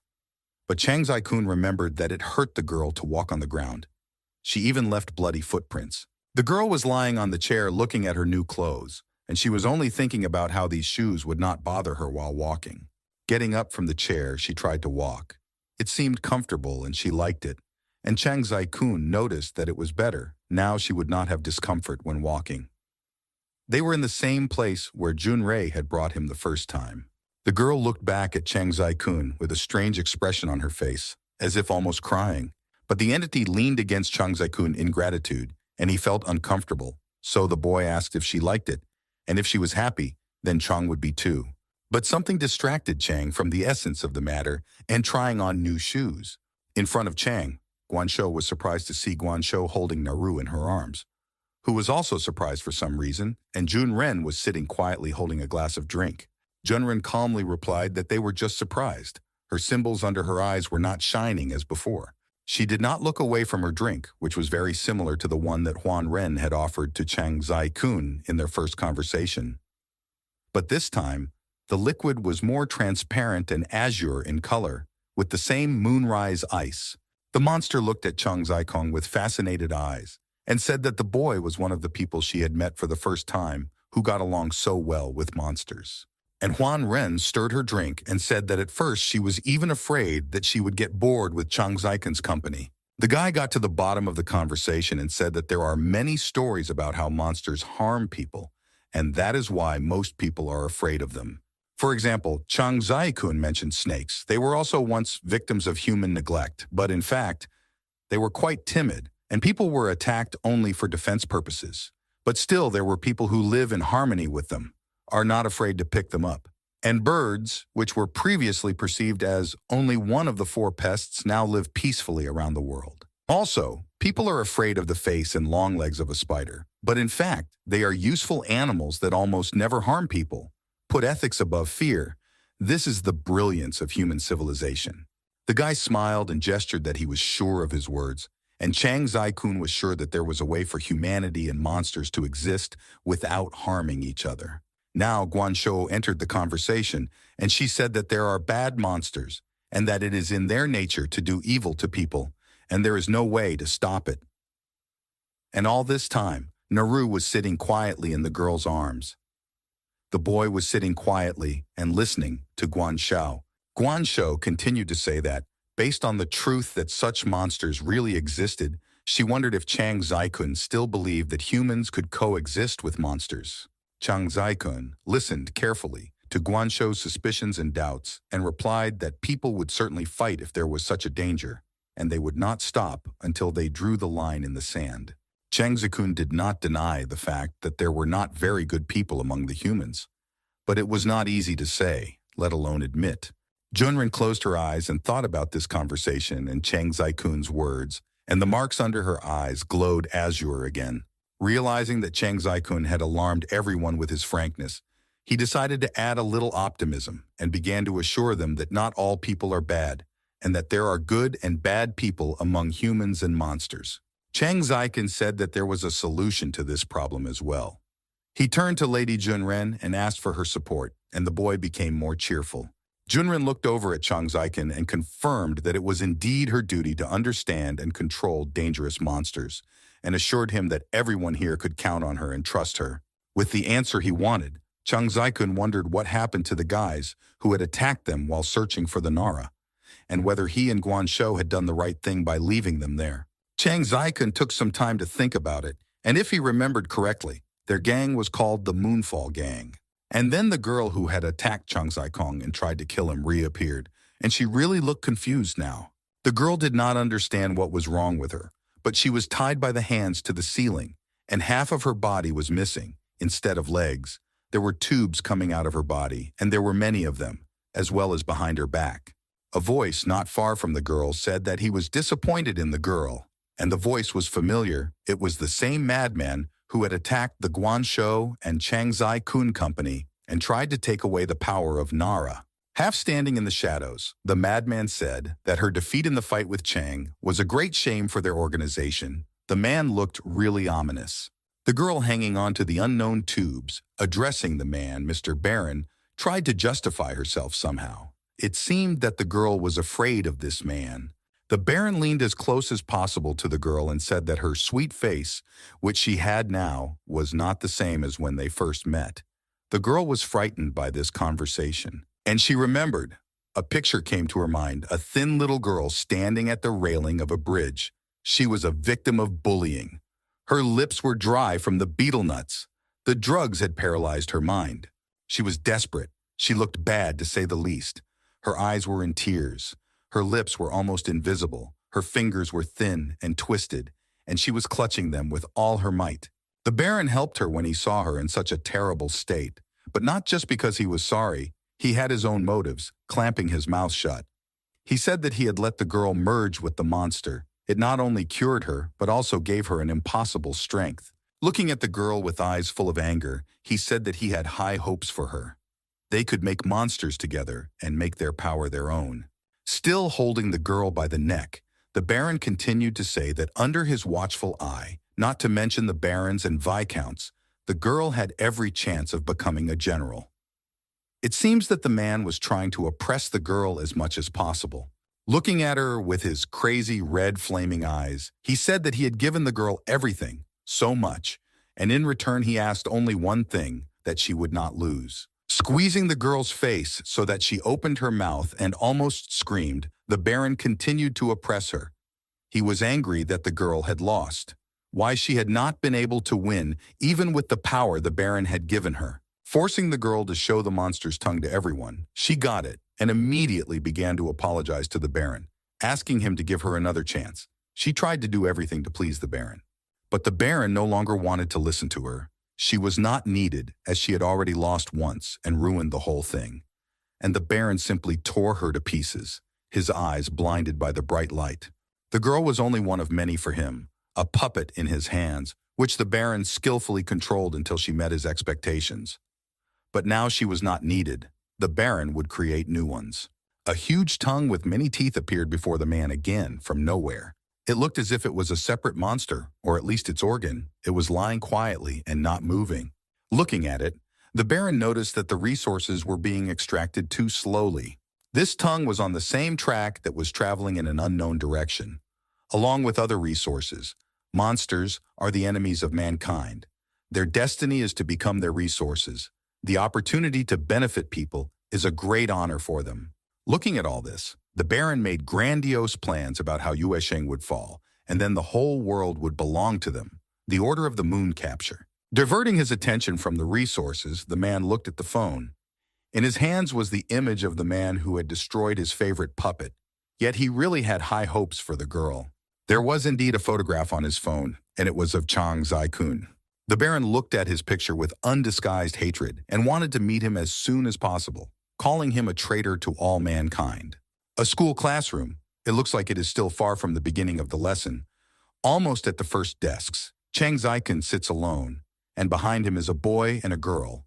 The classroom is almost empty, only a few students. Looking in Chang's direction, the guy sitting behind him whispered to the girl next to him that it was the party boy Chang Zai-kun sitting in front of him. It looked like the guy hadn't been to school for a long time.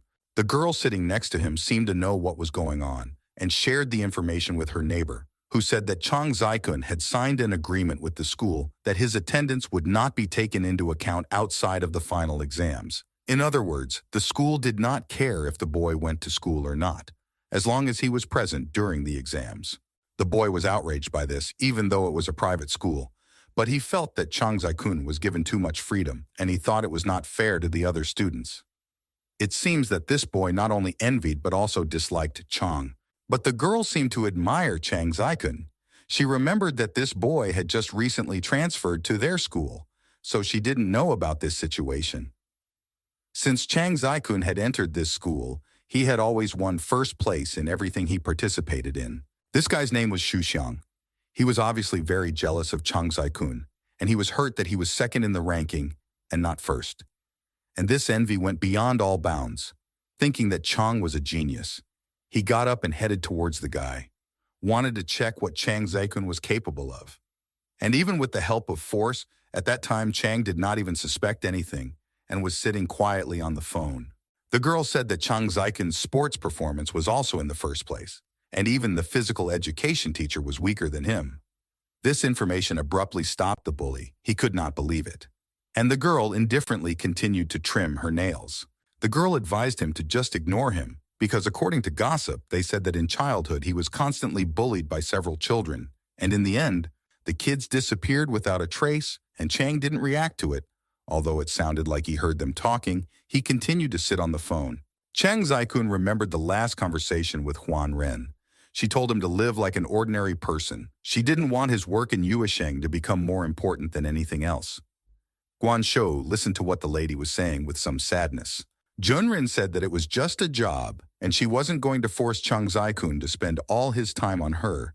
She said that he should put his personal life first, and she wanted the boy to be happy, and it was obvious. Almost forgetting, Lady Huan Ren said that regarding the information about the moon capture, she asked Guan Shou to send a video of her to Chang Zai-kun's phone and asked to see how she would have free time. Guan said nothing, just gestured that everything was fine, and Nara sat quietly in her arms. Well, these were not memories, but a video on the phone. That's what Chang Zai-kun was watching all the time. After this video message, he wondered who the organization Capture the Moon was. He turned on the video where Guan Shou was talking about them. Moon Grabber is a secret human organization. No one knows when it was created, maybe tens or hundreds of years ago. What is very interesting and unexpected is that all the members of this organization are not purely human, as they have already seen when their group was attacked by these very half-monsters. These people hunt monsters and try to appropriate their power in every possible way. Chang Zai-kun realized that these members of the group were a hybrid of humans and monsters, and he listened attentively. Guan began to explain that in order to gain the power of monsters, they surgically transplant their limbs and thus gain the abilities of a monster. Chang Zai-kun began to imagine it all in his head. He felt sorry for the monsters who were left without limbs because of someone's thirst for power. Their fate was not to be envied, for monsters with no limbs were considered waste and should be treated as such. Chang Zai-kun was shocked by both the cruelty and the information he received, but he could not look away from the phone screen. Guan Shou goes on to explain how it turns out that the Moon Grabbers have their own system of titles, from highest to lowest: Duke, Marquis, Count, Viscount, Baron. Recalling the girl who attacked them, Guan Shou thinks that she was not even a baron, but only a knight new to the organization, who had only recently joined the ranks of the half-monsters. Although titles are not determined by strength alone, Guan Shou is now convinced that Chang Zai-kun can hardly handle even a knight, let alone someone with a title. So if the boy meets someone from the Moon Rapture, and he is alone, she advises him to retreat. The lesson was to be learned from the situation with the girl who attacked Chang. The guy was shocked. He didn't think it was that complicated. And then, distracted by his phone, he noticed that it was already dark in the classroom and thought that someone had turned off the light, and there were no students either. Chang Zai-kun wondered it was strange. Class had just ended. It must be the loudest time in school ever. And looking around, he realized that he was completely alone. There was not a soul in the classroom. When he left the classroom to look around, Chang realized that there was no one in the corridor either. Walking along the corridor and not seeing a single living soul, the villain thought that all the people in the school had simply disappeared. But it seems not so simple, and it's all the Baron's tricks. He was watching Chang Zai-kun. The boy saw him in the window from the corridor. The Baron was smiling ominously. This smile did not bode well. So when Chang saw him, he went straight to the man. He was not afraid of him. And he said to him that if he came to school for revenge, he had chosen the wrong place. Chang Zai-kun realized that this man was from the Order of the Moon Capture. And despite Wan Shou's warning, he did not run away or retreat, but went straight into the mouth of the beast. The Baron stood looking at the man who was now his #1 enemy. And the Baron was very pleased that Chang Zai-kun had fallen into the trap that had been so cleverly set. The Baron even smiled in a friendly way at the surprise of being so quickly declassified, but it was deceptive and not friendly at all. The Baron said that he was very surprised at how quickly Chang Zai-kun realized who he was, and he was beginning to like the guy. The Baron acted as if he was really friendly, but it was just a mask. He said he was not here for revenge, and Chang Zai-kun had shown that those people were not worthy of being in their organization, and they were able to get rid of the weak link, and he wanted to invite Chang to join them. But Chang Zai-kun is clearly not interested, and without further ado, he simply asks the Baron to go away. But the Baron kept up, saying that because of Chang, they were short-handed, and the lack of assistance was a bit frustrating. The Baron's fingers were oddly shaped, as if they were made of thread. The Baron offered a straightforward offer to join them and take the place of the girl whose level wasn't even the lowest. Chang Zai-kun didn't raise an eyebrow, just said one word. He refused such a generous offer. He repeated what he had said before, but with a certain anger, telling the Baron to leave the school. But the Baron kept up and said that the boy did not seem to understand. The situation was becoming more and more dangerous. The Baron's face began to change into a grimace, becoming angrier and angrier, and he said, "This is not a suggestion, but an order." If Chang decided to refuse, he would be in trouble. And behind the Baron appeared the men who served him, ready to fulfill any order of the Baron. And that's not all. Behind them were all the missing people from the Skola. They took them prisoner and promised to kill them if the boy did not agree. That's really a problem. Seeing this unpleasant picture, Chang Zai-kun asked if they had really taken over the entire school and were now trying to threaten him with these people. And laughing, he turned to the Baron. Why did he think that Chang cared about their lives? They were just a stupid bunch. At first, the Baron became more serious than ever, probably not expecting such a response, but then he laughed out loud. He really liked Chang Zai-kun's answer and affirmed that he had everything he needed to join the order, a moonstruck delight. Now the Baron's gaze became quite serious and dangerous, and he realized that by saying this, Chang Zai-kun wanted the Baron to let his guard down. And then, flying up to the ceiling, the Baron was enveloped in a red haze, and he rushed towards the boy with a mad look, saying that it was time for the test. The Baron's strength was quite strong. His feet remained on the ground, while the other half of his body attacked. It seems that it was thanks to this fog that he was able to separate himself. Chang Zai-kun's eyes were blinded by the light from the red smoke, and he put his hand over his face, unable to see anything. But it turned out that it wasn't just the smoke that was giving off this glow. It was coming from somewhere else, as if straight from the floor. But it was still unclear who the source was. But then the light disappeared as suddenly as it had appeared, which surprised the boy. Taking his hand away from his face, Chang Zai-kun saw that there was no one there. The corridor was empty, and he did not understand where the Baron who had just flown straight at him had gone. But then, standing by the wall, a web of smoke was stealing up to the boy's leg, straight from the wall, or rather from the ventilation. But the boy did not see it. He was too interested in where the Baron had gone. Still, Chang Zai-kun seemed to feel it and looked down, wondering where it came from. Without hesitation, he summoned a blitzkrieg to free himself from the thread that had already begun to wrap around his leg. The monster he was fighting instantly responded to his master's call. As soon as Chang Zai-kun used the power, the Baron's voice was heard behind him, which scared the boy to death, and the Baron asked if he had been given this power in Yuesheng. The boy suddenly turned around and prepared to attack, but the Baron was in no hurry to attack. He kept talking and seemed to know a lot about this power, saying that the monster's abilities were very strong, and Chang did not even understand a small part of the full capabilities of his power. The boy understood that his power was great, but he did not seem to understand the only thing that was missing was how to use it all. The Baron hovered over Chang Zai-kun and began to whisper into his mind, saying that it was all about our consciousness, and Chang seemed to fall into a trance. But the Baron, repeating once again the great power of consciousness, struck the boy's head. The blow was very strong, and Chang Zai-kun was pinned to the wall, which cracked and crumbled after such a blow. The boy could not get to his feet. He was shocked by what had just happened, and he thought about the power that the Baron had used. Not every monster has such power. But now he could see that the boy was being held in the wall by tentacles that intertwined to form a very strong rope that could not be broken free. It was the work of the Baron.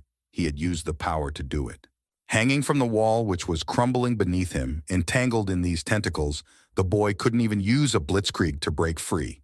And now he realized that the Baron was indeed much stronger than him. Despite Guanshou's warnings, the boy had been stupid and hadn't backed down when he had the chance. Chang Zai-kun tried to contact his friends, but the Baron immediately realized this and thwarted the attempt. He walked busily in front of the boy, who seemed to have lost his last hope and was just hanging limply on the wall without even trying to resist. The Baron's eyes burned red as he looked at the boy, enjoying the powerlessness of Chang Zai-kun. He is Baron Johan, and he hates it when people interfere in his life, always telling him that he can't do it, he won't succeed, but they always give up and want him to give up. And leaning over to Chang Zai-kun, Baron Johan said with a sly look, he knew what strings to pull. He said he wanted to change this world so that everyone could do what they wanted without all this unnecessary advice. Looking up at Baron Johan, angry but exhausted, Chang Zai-kun asked what the Baron wanted from him. Baron Johan had been waiting for this question, and with a sly look he replied. He said that he wanted to take away Chang Zai-kun's blitzkrieg power. It's not that the guy was shocked. He didn't expect it, but he was scared, and he seemed to be thinking of all possible ways to avoid it, because the Baron was already many times stronger than Chang, and with blitzkrieg power, it was hard to imagine what would happen. As soon as Baron Johan sent out his smoke to accomplish his plan, and still take away the power he so desperately wanted, a shield of his own power appeared in front of the boy. It was a blitzkrieg, but stronger than before, and Chang Zai-kun looked up at the Baron with eyes full of strength and determination. Baron Johan was shocked by what he saw.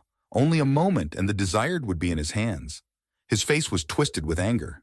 Chang Zai-kun easily broke the tentacles that held him on the wall and moved towards Baron Johan. He was strong and determined. There was no fear in his eyes, and as he walked, he said that as he saw the boy, merged with the monster, thus becoming a monster himself, and the Baron only transplanted the monster's limbs. Chang Zai-kun said that the way they got their powers was radically different, which meant that their powers were not of the same level.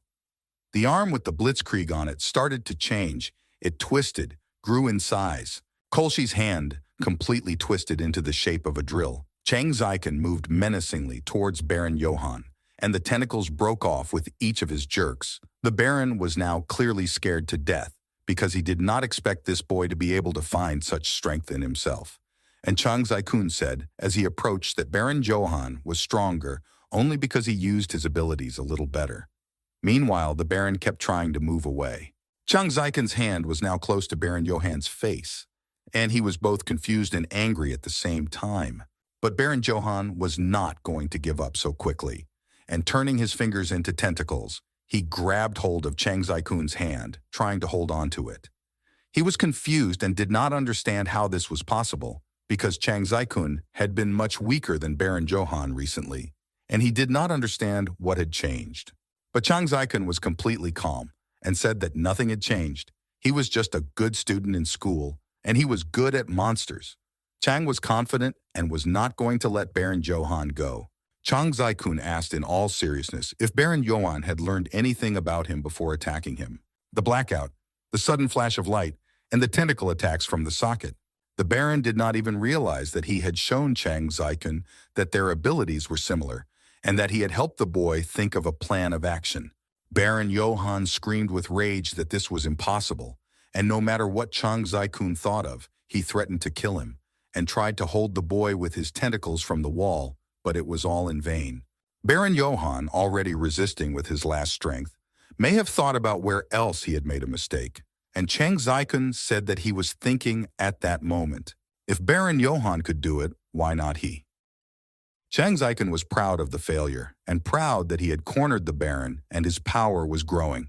And then his monster spoke from the amulet, saying that now there was enough energy, and the master could shoot when he was ready. The amulet was shining, just pouring out energy beyond his power to contain. Chang Zai-kun didn't have to repeat himself twice. As soon as the monster spoke, Chang Zai-kun used his power to the fullest, and from his tentacles came out what looked like lightning bolts, which were very light, and the mad Baron Johann was shocked by this power. Now Baron Johann's strength was nothing compared to Chang Zai-kun's, and he screamed, either in pain or shock or both. Chang Zai-kun, looking on, told the mad Baron that he should not get in the way of his charged tentacles. Looking directly at Baron Johann, Chang Zai-kun told him that he wanted to do whatever he wanted. It was so arrogant, it lacked the charm of monsters. Chang Zai-kun looked at the Baron with a mocking look. Baron Johann was completely powerless. He could barely stand on his feet, not even raising his head. And some patterns appeared on his hands, the same color as the tentacles that held Chang Zai-kun. But when he raised his head, he shouted Chang Zai-kun, and Baron Johann's eyes were like the devil's. These patterns appeared all over his body, and Baron Johann seemed to be mad. His eyes were red as if filled with blood, and he shouted at Chang Zai-kun to prepare for death. But these changes did not surprise Chang. He even laughed at how angry Baron Johann was, and he remained calm, which can be more angry than an attack. Chang continued to make Baron Johann angry, saying that it was hard to keep his arrogance in check when he looked directly at him. Baron Johann changed before his eyes, telling Chang Zai-kun that by provoking him, he was making things worse, signing his own death warrant. Now that Baron Johann had completely changed into a monster, he did not look very attractive, with long red fingers, legs like roots, his whole body painted with signs, and on his back grew spikes that sparked lightning energy. He smiled ominously, like death itself, and spoke to Chang Zai-kun, saying that he took back his words. Chang Zai-kun was not suitable for the Order of the Moon Caesar. Now Baron Johann was in a serious mood, laughing like a madman, almost turning the other way, shouting that now the only thing Chang Zai-kun could do was to become a material. By the way, while all this carnage was going on, it seems that all the people either ran away or hid to avoid the epicenter of events. Baron Johann did not waste words. Chang Zai-kun was immediately blown away by a stream of incredibly strong energy. Opening his eyes, Chang Zai-kun realized that Baron Johann had attacked him with lightning, but this did not seem to surprise him. And then the amulet spoke up, saying that monster energy was found in the air. The monster stood in the middle of the corridor, waiting for Chang Zai-kun's next move. Chang Zai-kun leaned against the wall, saying that he thought if it was lightning, it should have hurt more. And what an irony! Baron Johann considers monsters to be garbage, but still uses their abilities, and how he is not ashamed. This time it seems that Chang Zai-kun has managed to hurt the pride of the Baron, and he says whether he is ashamed or not. But that is not the boy's concern. More importantly, Chang Zai-kun also uses tentacles, and he can't wait to attach them to his own. He accelerated as fast as he could toward the Chang and shouted that he had to kill the boy first. But the Chang didn't bat an eyelid, just stood there leaning against the wall, until Baron Johann was almost salivating with anger. But as it turned out, he was not just standing there waiting, feeling something on the wall with his tentacles. Chang Zai-kun said, with a cheerful look and burning eyes, that Baron Johann had forgotten that there was a source of electricity near him. Taking the wires sticking out of the wall with his tentacles, Chang Zai-kun pulled them towards him with force, about to tear them out. Chang Zai-kun was already seriously looking at his opponent, holding the tentacles of the broken wires that were under voltage, and said that there would be a short circuit. And then a flame broke out in the place where Chang Zai-kun stood. The Baron stopped and his red energy froze above him. He was waiting for what would happen next.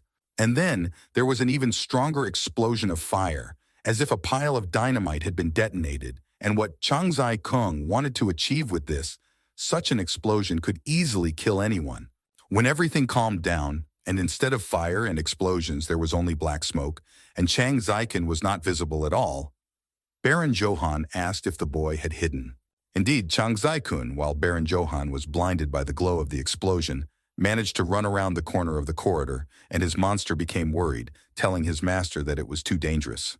As it turns out, Chang Zai-kun tore out the wires to electrocute himself because he was literally glowing with energy, and it was more than enough for such an explosion.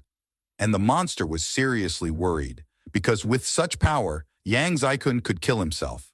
Chang Zai-kun, watching Baron Johann, explained that they were about the same in terms of resistance to current, but in terms of physical fitness, Chang Zai-kun was clearly losing to Baron Johann, so it would be difficult for him to resist without being drunk on current. While watching Baron Johann, Chang Zai-kun sees that he is heading to the gym, away from the explosion site, perhaps hoping that Chang Zai-kun is there. But Chang Zai-kun thinks that the gym is where the hostages held by Baron Johann's men, or half-men, are. And Chang Zai-kun tries to think of something until he comes up with something crazy. And judging by recent events, the Baron is still capable of it. A full moon rose above the building, red as if it were blood. The sky was clear and strewn with stars. There was no one in the building. The view was mesmerizing, even frightening. In the middle of the gym, there were indeed hostages, watched over by the men of Baron Johann, who had just entered.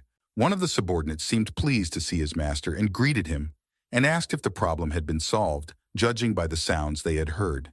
Baron Johann dryly replied that it had not, citing the terrible power supply in this place, and the need for sacrifice to restore it. The marks on the Baron's body faded from red to black, and his eyes became normal. The couple who had been discussing Chang Zai-chuk in class were now sitting next to each other, the girl telling her friend that they were going to be killed. The boy whispered in the girl's ear, afraid of being heard, that it was unlikely to happen to her. The girl was surprised by this statement. She did not understand why. The boy said that the reason was that she was the most beautiful and slim among all the students, and he was afraid that the girl would be caught and do something wrong. The girl really had a lush, well-shaped body, a beautiful face, and who knows what they would do. The guy just decided to dilute the depressing situation and make a little joke. He said how sorry he was, and he was coughing to keep from laughing. The girl yelled at him, said that he would have better calmed down. But then all the jokes and laughter ended because Baron Johann pointed to Xu Xiang and ordered him to start with him. And the guy asked him in disbelief. Baron Johann approached him as close as possible, touched his shoulder, and noted that the boy was quite strong. The boy was really strong. He and the girl had talked about it before. But the girl did not miss the opportunity to make a last-minute joke at Shusan, saying that the boss seemed to prefer boys, and she would pray for the boy, and the boy almost hysterically shouted that he did not like her prayers. This was the last thing the boy could say. He fell to the floor, and Baron Johann leaned over him like a hungry beast, putting his hand on his shoulder and draining more and more life energy from Xu Xiang. He fainted. The way the signs on the Baron's body lit up, it was clear that he had already drained quite a bit, and the boy did not have much time left. Having drained enough energy from the boy, Baron Johann threw him away as a trash. Feeling strong again, he said that now he had a lot of energy. Tentacles came out of his hand, as a proof that he had really regained his strength, and the Baron's people just watched, not surprised. Most likely they had seen it many times before.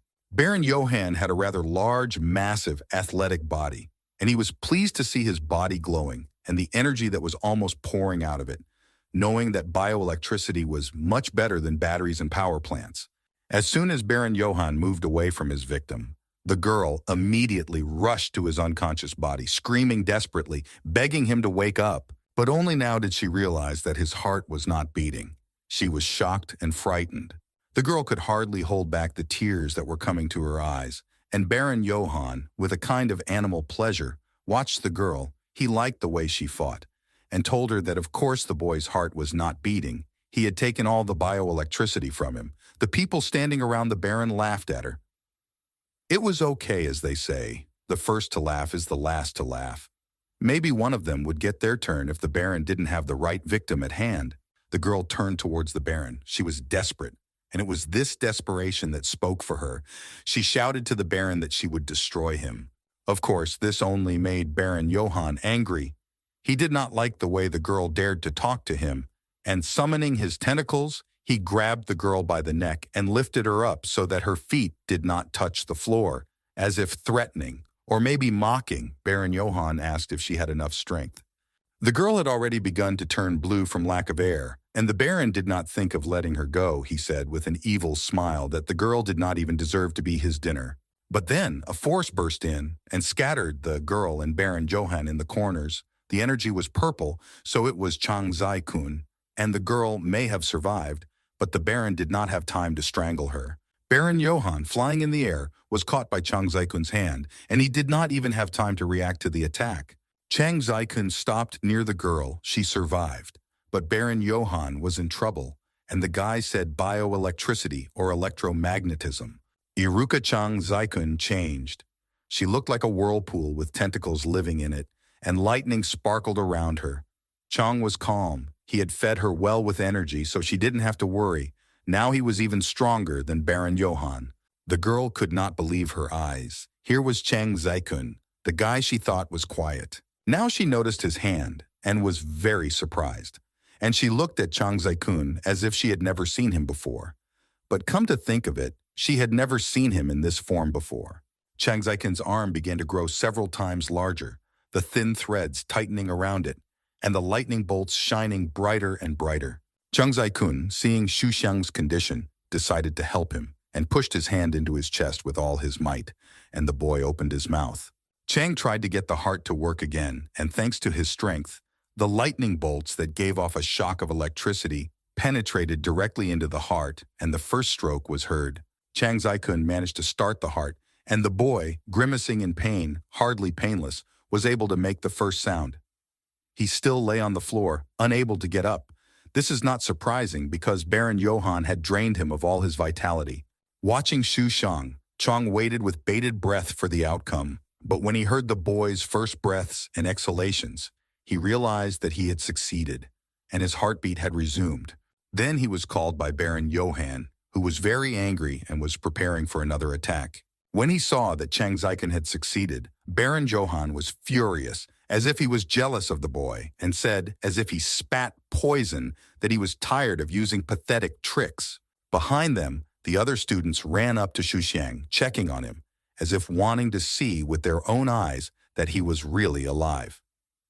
The Baron did not pay attention to this. He was only interested in Chang Zai-kun, who was talking to Baron Johann, asking him who monsters were since he considered them to be a source of energy. Baron Johann's eyes were sparkling with anger, and Chang Zai-kun continued to say that the Baron had neither the mysterious charm of monsters nor the human ability to use electricity.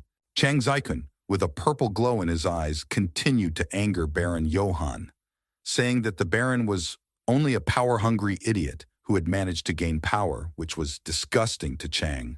Baron Johann burst out laughing madly. And then, when he stopped laughing, Baron Johann, with the tentacles that came out of his fingers, grabbed his own men and began to drain the power, only this time more ruthlessly than he had done to Xu Xiang before, his eyes red and evil as the devil's and his marks shining like never before. The Baron almost shouted that anyone who dared to go against him, Baron Johann, should die. The girl, who had been sitting by the exhausted Xu Xiang all this time, saw this horrible picture and thought that Baron Johann was draining energy from his subordinates, as he had done with the boy before. Her green eyes were frightened by what she saw. At Baron Johann's feet lay the bodies of his subordinates. They were dead, and near them were the tentacles with which Baron Johann had drained the power. Now the Baron really looked like a real monster. His body expanded and his eyes became almost black. Baron Johann, terrifying everyone present, gathered all his strength and summoned a thunderbolt. And with such a force of energy, even the stones rose into the air under the Baron's power. The prisoners, seeing all this, covered their heads with their hands, fearing that they would be hit by a stone, and Chang Zai-kun, standing in front of them to protect them, prepared to attack. Chang Zai-kun, raising his hand to the mountain, released the thread-like tentacles, which were something like chains, the main ones in the middle. Chang Zai-kun was confident and ready for any danger. With the help of his power and tentacles, he managed to create a protective dome around himself and the prisoners, with a mesh that Baron Johann's power could not get through, no matter how hard he tried. This dome was called a Faraday cage, a device that protects against external electromagnetic fields, and Chang Zai-kun managed to create it and cover the prisoners with protection. The Baron wondered how the Faraday cage could have been attacked, but it protected them. Baron Agen wondered if the cage would hold if he put more force into the attack, and Chang Zai-kun did his best to hold it. But no matter how hard Chang Zai-kun tried, Baron Johan's strength was many times greater because of those sacrifices, and little by little, that strength broke through the cage and reached out to the boy. Chang Zai-kun realized that he could not hold on for long, and that something had to be done. Baron Johan did not calm down and launched attack after attack. His only target was Chang Zai-kun. Baron Johan exerted all his strength to get the boy with his red fire claws. Chang's strength was weakening a little. Baron Johan realized this and began to mock Chang Zai-kun, saying with satisfaction that as soon as this shield fell, he would die. When the dark force was too close, and there was no way out, death was breathing down his neck, Chang Zai-kun noticed a pool below him, which could help him a lot. And as soon as Baron Johan's power broke through the Faraday dome, Chang Zai-kun threw himself into the pool.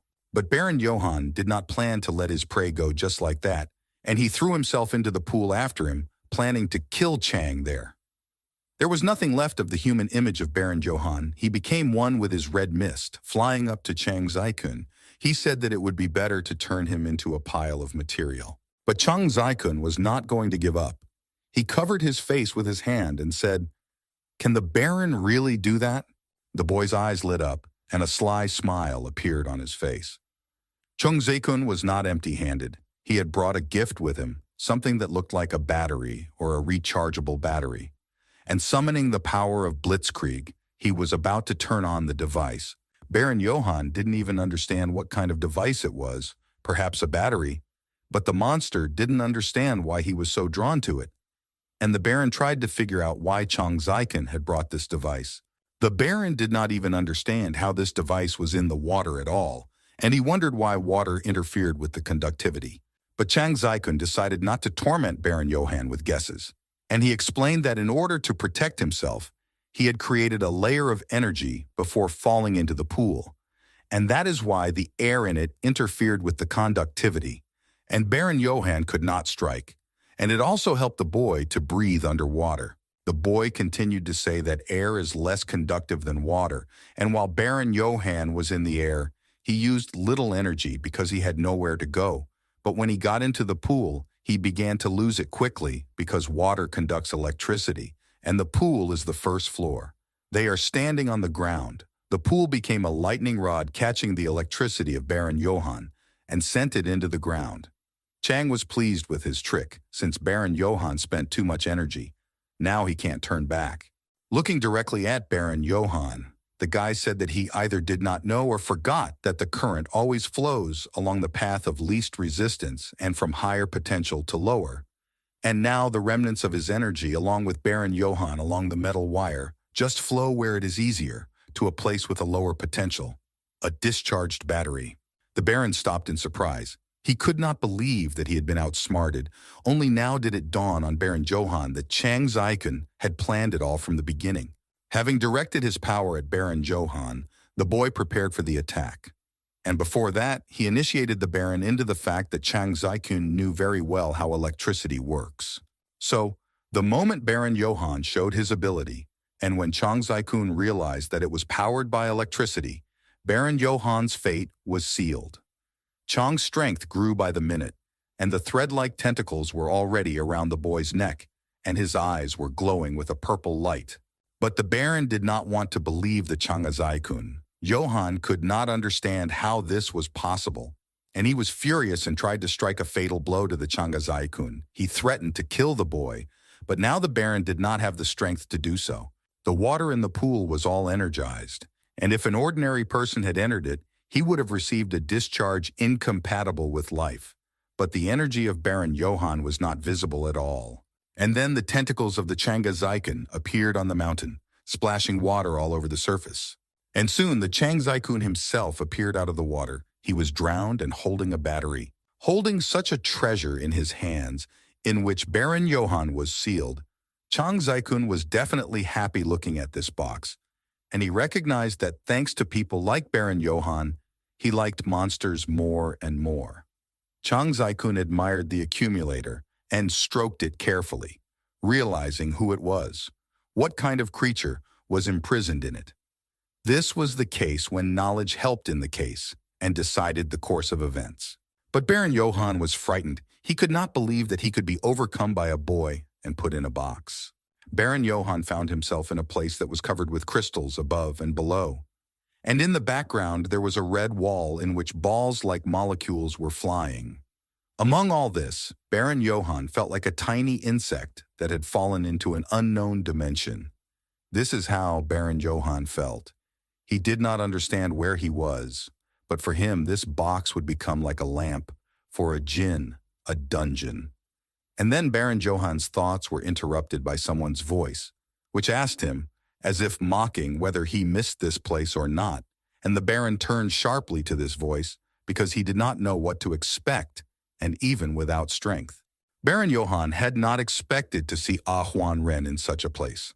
Ah Huan Ren had that same giant eye over her, and she was as calm as usual, and carried herself like a true person of high rank. Baron Johann did not show his surprise, for he now believed that Chang Zaikun was indeed connected with the Yuesheng. Baron Johann was definitely out of his mind, shouting at the Huan Ren with crazy eyes that they would regret releasing him. Baron Johann said that after he captured Yuesheng, even the capture of the moon would be worthless, and he burst into hysterical, mad laughter that echoed in every corner. And then the Baron felt something wrong when he tried to use his powers. Baron Johann realized that they were gone, but his marks were not burning. Nothing was happening. Seeing Baron Johann's pitiful situation, Junren only said calmly that Chang Zaikun was right about the Baron. She was as calm as ever, and it was strange, because no matter what happened, no matter what she or anyone said, Junren always remained calm. She opened her eyes, her pupils shimmering like a rainbow, from pale pink to deep purple, and said that she did not see Baron Yogan as a monster, but as a man greedy for power. But Baron Johann did not seem to be listening to Junren. He was worried and frightened that he could not feel the power. The Baron was screaming, asking what they had done to him, and what they had done to his tentacles, because without them, Baron Johann was just a weak man who could be killed at any moment.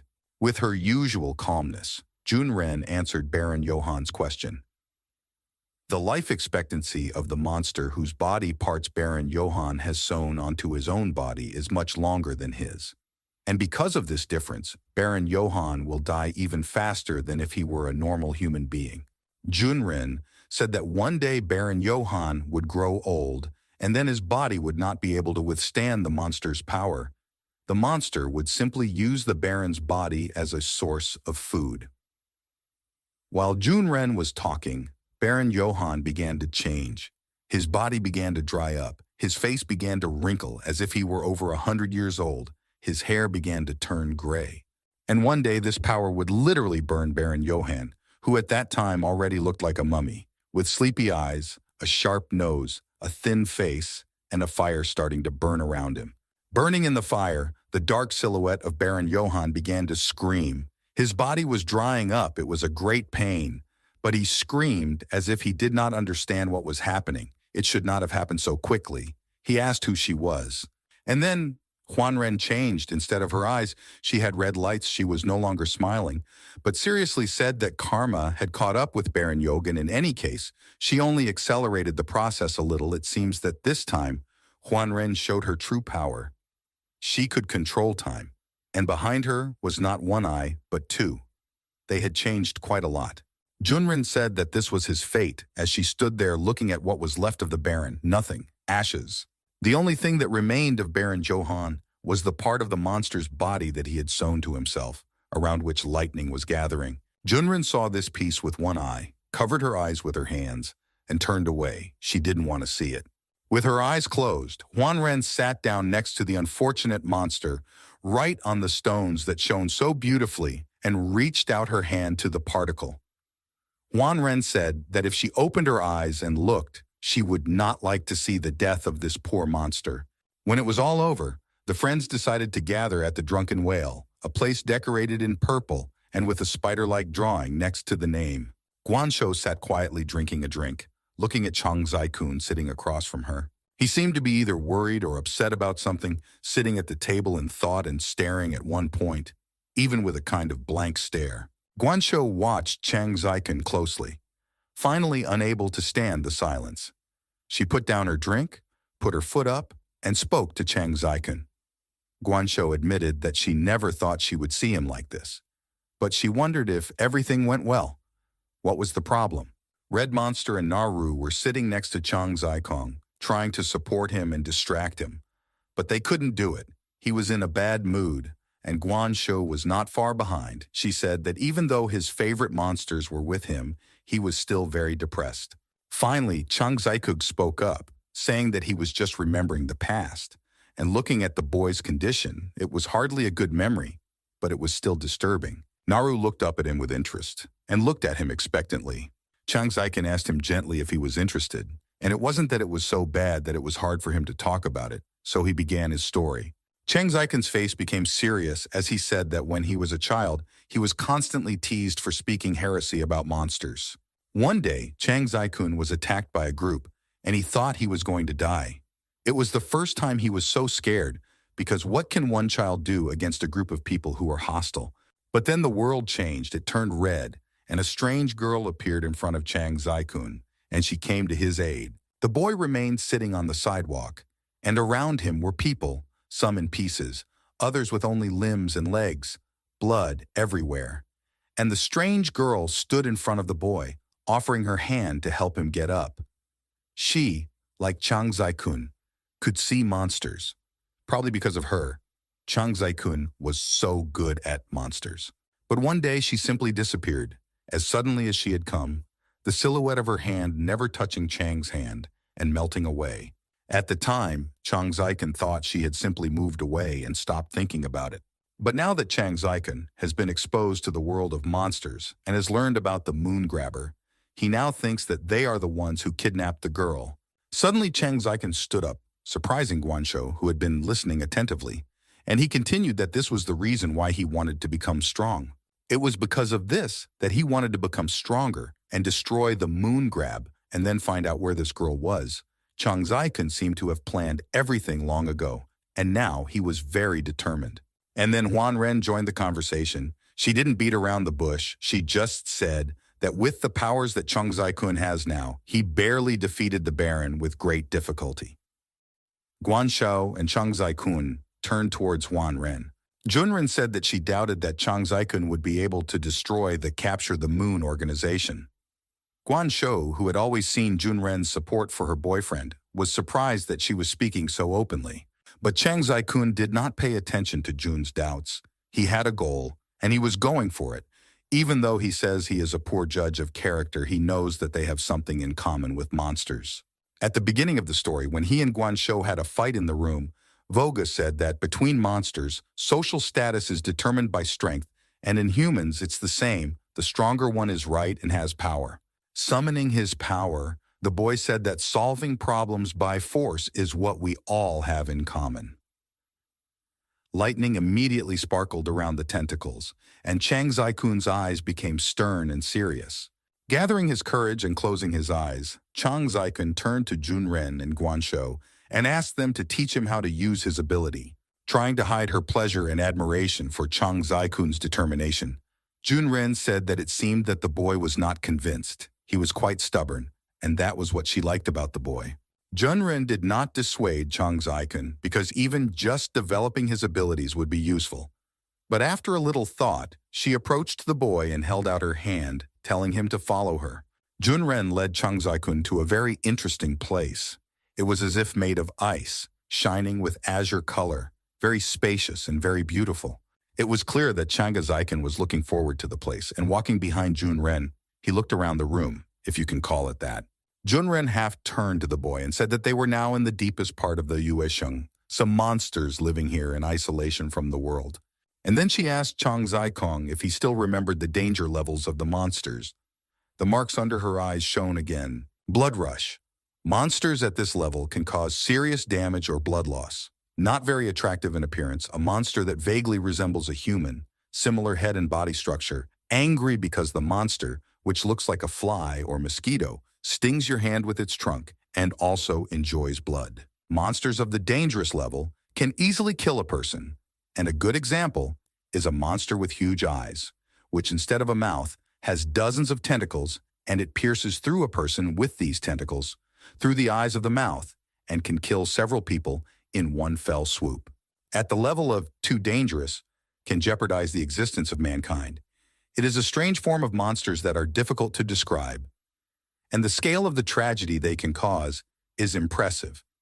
For example, burn everything they see around them, turn everything they see into ruins. And finally, monsters of the monstrous level, threaten the fundamental laws of the world. In short, these giants can destroy the entire planet without a trace.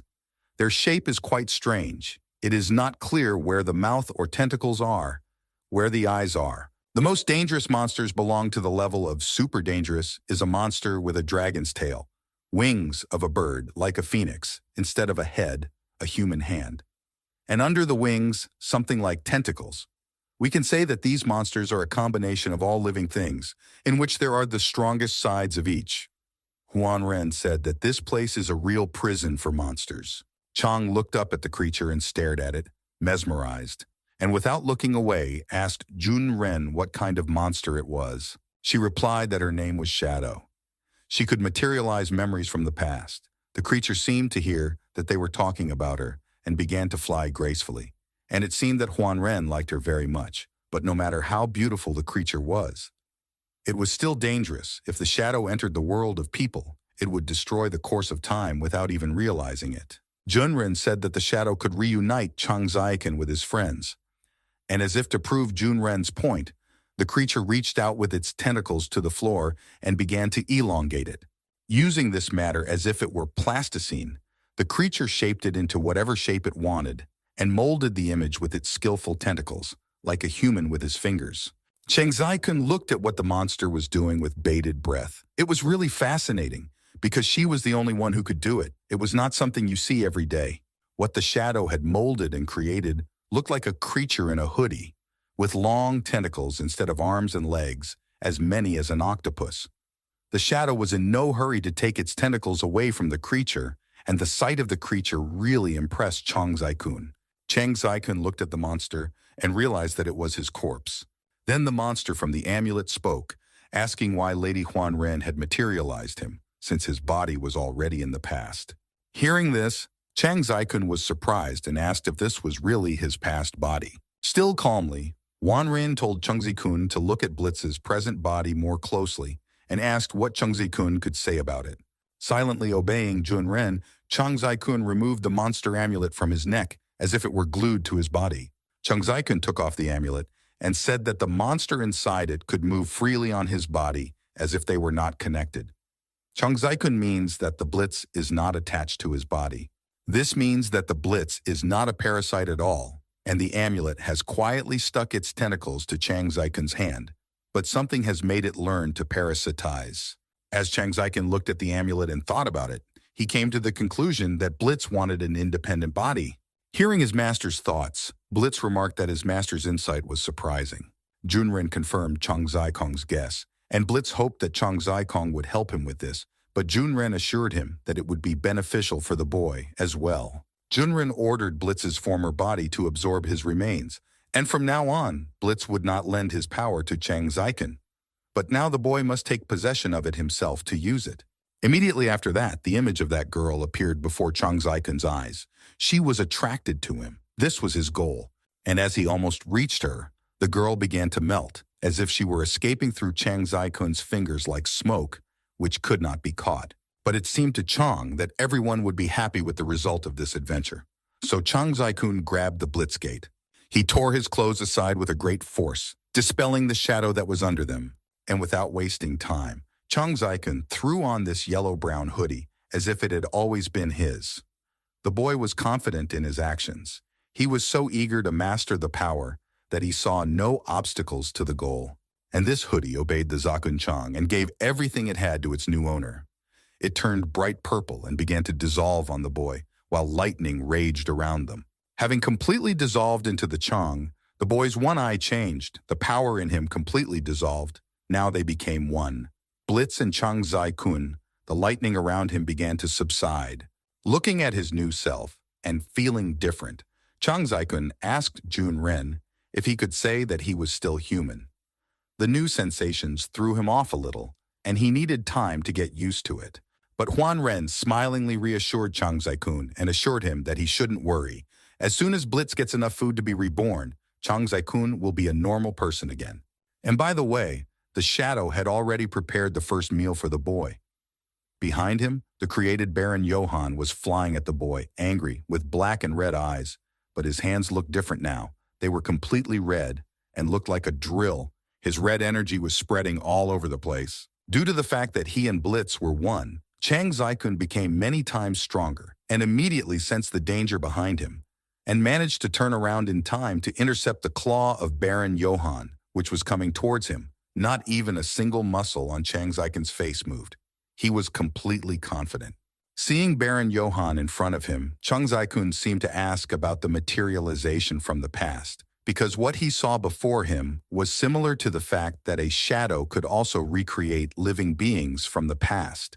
And the shadow changed its image and stood not far from Chang Zai-kun and watched with some curiosity what was happening. But then, holding Baron Johann's hand and about to strike, Chang Zai-kun thought that if this copy is the same as the real Baron Johann, then the copy must be absolute in everything. And with that, Chang Zai-kun struck Baron Johann in the chest with all his might, and immediately a stream of blinding light burst forth from the source, and the Baron's face was distorted. But not for long, coughing after the blow, the Baron was already looking directly at Chang Zai-kun with a familiar expression. His eyes were as wild as they had been in life, like devilish ones. And then, in a second, Baron Johann changed his persona. And in front of Chang Zai-kun, the beast-like monster appeared again, surrounding the boy from all sides with his power, and was already preparing for a new attack. Compared to the size of the Baron at the moment, Chang Zai-kun was half the size. But this was no surprise. The best defense is offense. And Chang Zai-kun knew this very well. And without wasting any time, and without waiting for Baron Johann to strike, he attacked him himself, using the power of the shockwave. And a purple light burst out of his hand towards the monster. Baron Johann, judging by the expression on his face, was not pleased. He was losing strength, and the haze began to disappear a little. Chang Zai-kun did not relax his attack until he was sure that Baron Johann would not get up. And meanwhile, under the shockwave, he was melting away every minute, and Chang Zai-kun's power enveloped him from all sides. After this fight, Chang Zai-kun drew conclusions and learned a valuable lesson. It turns out that even the same ability can give different results, depending on how you understand how to use it. Chang Zai-kun stood and thought about what had happened, and said that if all the members of the Moon Grabbers were as arrogant and ignorant as Baron Johann, then these electrospheres would be more than enough to destroy them all. These electrospheres were flying behind Chang Zai-kun. They were quite large and took up a lot of space, and a shadow was flying above them, beautiful and majestic. It was like a game to her. It was not often that they went there to train. Huan Ren-je stood aside without interfering. She just watched. After the training, everyone went home, and Chang Zai-kun went back to the Guanshou's room. And as soon as she had the opportunity, Guanshou told Chang Zai-kun that now their task was to find the man. It seemed that after some time of cooperation, Guanshou and Chang Zai-kun got along. At least they did not quarrel. But Chang Zai-kun was not in the mood for conversation. He was tired after training, so he immediately went to bed, taking a soft toy with him, saying that he was going to bed, and wished good night to Guanshou, who was still just watching the scene. But that was not the case. Chang Zai-kun did not manage to get on the bed. As soon as Guan saw Chang Zai-kun there, in the blink of an eye she ran to the bed and shouted to the boy to get up. It was her bed. Guanshou threw Chang Zai-kun out of the bed, and so gracefully that he flew face down along with the blanket.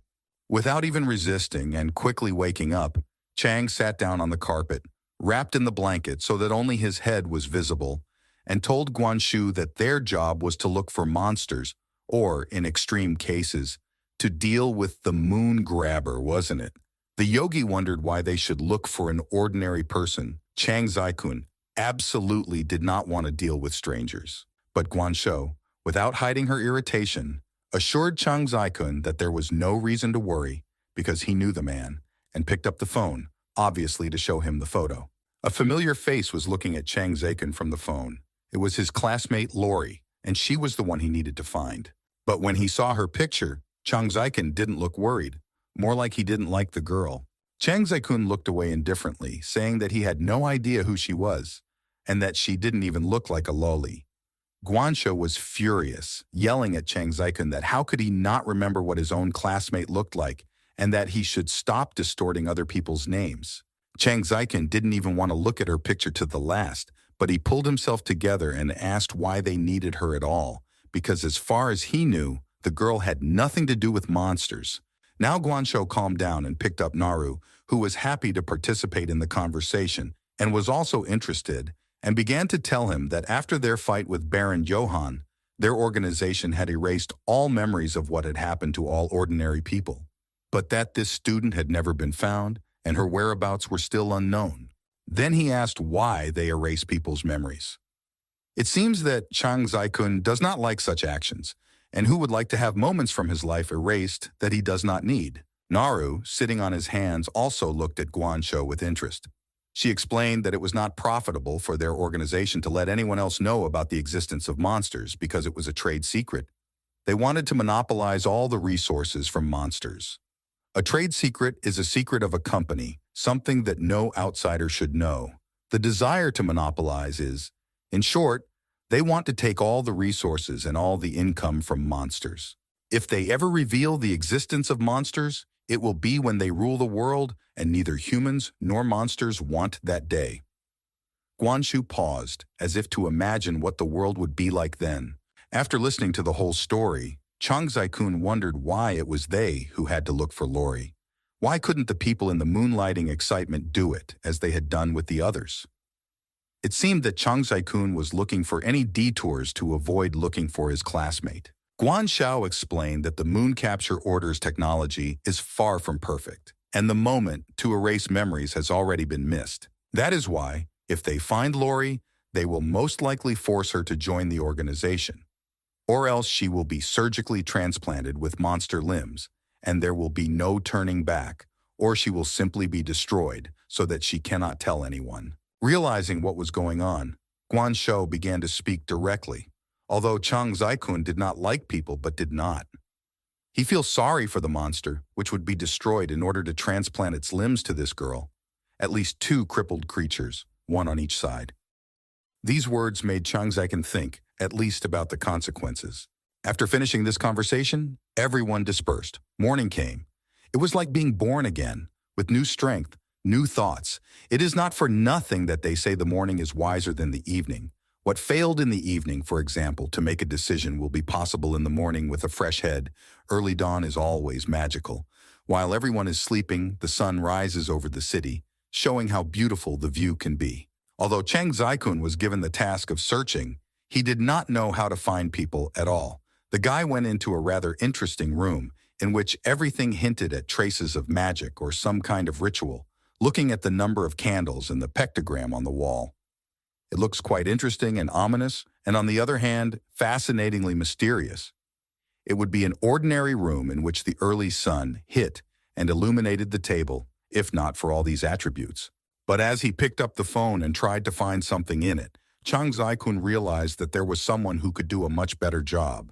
The guy called someone and put the phone aside. Still, Chang did not want to do it, so he decided to leave the case to the police. He was sure not to underestimate the cops. But it seems that Guan Shou failed to convince Chang, even by pressing for pity, talking about the death of the monster. The guy was very sleepy, so he decided that while the police were looking for the girl, he would sleep well. As it turned out, it was Chang's room, a rather strange room for a guy. About to go to bed, Chang Zaikun picked up the blanket and thought that human beds are much more comfortable than those in the monster world. But then something caught Chang Zaikun's attention. He was shocked to see that on his bed was the very girl who had caused all the commotion and who had just been reported by Chang Zaikun to the police. And I can imagine how he would have to explain how he found her. The girl woke up and opened her sleepy eyes, not immediately realizing that she was not alone. Perhaps she woke up because Chang Zaikun had opened her eyes, rubbing them, but only now did she realize she was not alone in the room. Wasting no time, Chang Zaikun dialed the police to report that Lori had been found, but the girl was not happy to hear him say that. She watched in horror as his fingers quickly dialed the number. She threw herself at Chung Zai-kun and began to furiously snatch the phone and ask him not to call them. And the guy froze at the reaction. He hadn't expected the girl to be so resistant to it. The girl began to cry and grabbed the sleeve of Chang Zai-kun's t-shirt, begging him to listen to her first, because she could not rely on anyone else. Putting the phone down, the guy was definitely angry. Not only was he terrorized by the search for this girl, but she had somehow been found in his own apartment, his room, and in his bed, no matter how strange it sounded. But the girl looked at the guy with gratitude, and his first question was, of course, how she had gotten here. The girl admitted that she had first looked up Chang Zai-kun's address in her school records, and then told the apartment staff that she was his girlfriend and had forgotten her keys. After that, they gladly let her in. Chung Zai-kun slyly looked away and did not miss this chance to tease the girl. That is, she is a girl who used her beautiful body to get what she wanted. Just like... Before he could finish, the girl interrupted Chung Zai-kun, shouting at him to watch his language. But all jokes aside, the girl looked at Chang Zai-kun again, begging him to just listen to her. After the incident, they were all taken to the hospital, including students, teachers, and other victims. The girl looked down, remembering how it all happened. At first, she thought that they would just receive first aid, but she could not even think how it would turn out. All those present sat waiting. Some were in a stupor, some were scared, but they all listened to what they were told. When a guard and a nurse approached the victims, she asked them to stay calm and take turns going to the emergency room. This was not an ordinary nurse. Her eyes shone in a way that an ordinary person's could not. She ordered those who were worst off to go first. Sitting in the waiting room, the girl turned to her friend and asked him if he thought they were safe or not. She was scared, just like everyone else. As she spoke, she said that she was very scared when they were attacked and captured. And then she remembered Chang Zai-kun and asked where he had gone after all this. But she was interrupted by someone's rough voice. He told the girl to be silent. She turned sharply and kept silent, not wanting to provoke anyone. A man in an orderly's uniform was standing in front of her, and he was not very friendly. He said that this was an emergency center, so he told her to keep quiet. The girl apologized as gently as possible and promised to be as quiet as possible. But then she saw out of the corner of her eye how people in uniform were carrying something similar to a mirror, and something in it seemed wrong to the girl. There was a reflection of the same medic. Meanwhile, one of the victims had the paws of an unknown monster in his ears, mouth, and eyes, and it was not clear what he was doing. This entity was forcing the victim to open his eyes and mouth as wide as possible, almost getting under the skin. It was hardly pleasant. The guy was screaming, resisting, going in. He did not even know where he was going. But then it became clear. This is not a doctor. This is a monster that has the ability to interfere with the human mind and to establish its own order, removing its claws from the guy. He said that everything is ready, and the monster immediately called for the next one. If the waiting people knew what was happening there, it is unlikely that there would be anyone willing to go for the procedure, except the most desperate. Seeing this whole picture in the reflection, the girl almost screamed with horror and fear, but in time she covered her mouth with her hand, which turned blue. It is strange that she did not lose consciousness after what she saw, but no one paid attention to her condition, and maybe it is good. When the guy who was operated on came out of the room, he was in a bad way and could barely stand on his feet. It was not clear that he felt better after the help, so it was a very gross interference with the human brain. When she saw the guy, the girl was shocked by his condition and somehow unsurely asked if he was feeling okay. But the answer was obvious from his condition. The guy looked like he was either drunk or drugged, perhaps euphoric, and he told the girl that it was nothing, just a mild concussion. Looking at the guy, the girl herself realized that something was wrong, even nervously began to bite her fingers. Her green eyes saw doom. Is this what awaits her? The guy was pushed out of the office very rudely by the same man who had been rude to the girl, shouting angrily that they should hurry up.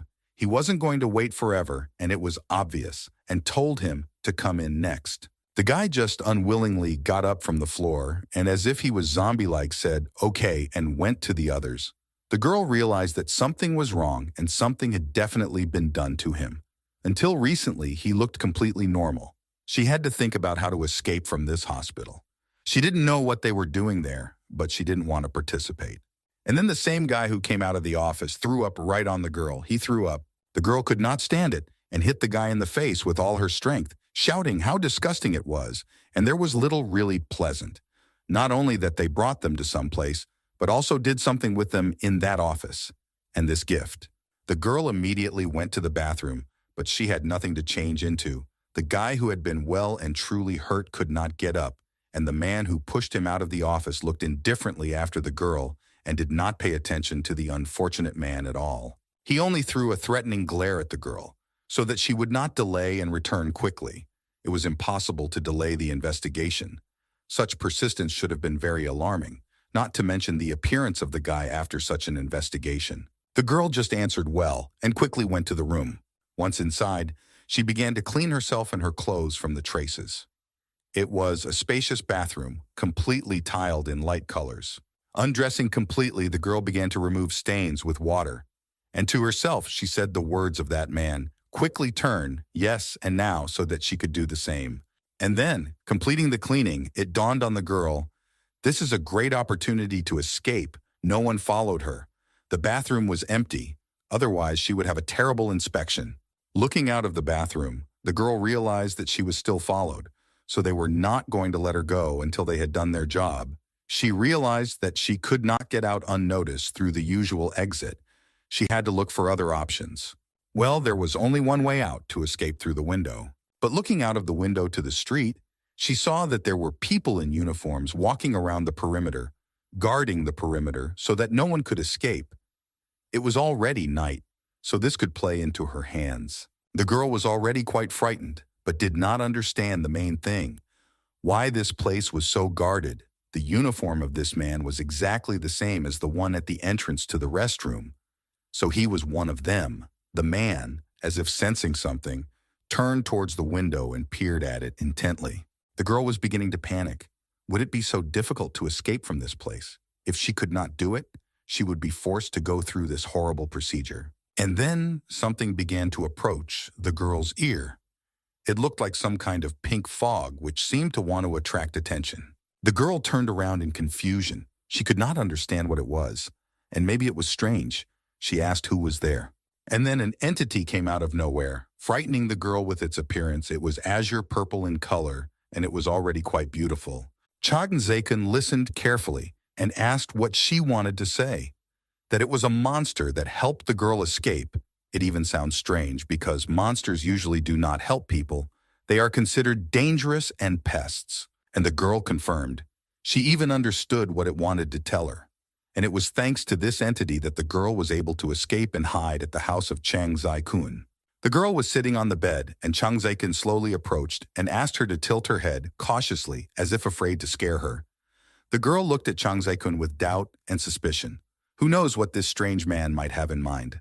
She asked him what he wanted to do, but she listened, and Chang Zaikun put his hand on her head, as if he wanted to see something. Leaning almost close to the girl, Chang Zaikun assured her that she did smell like a monster, so she was telling the truth, and gestured that it was good.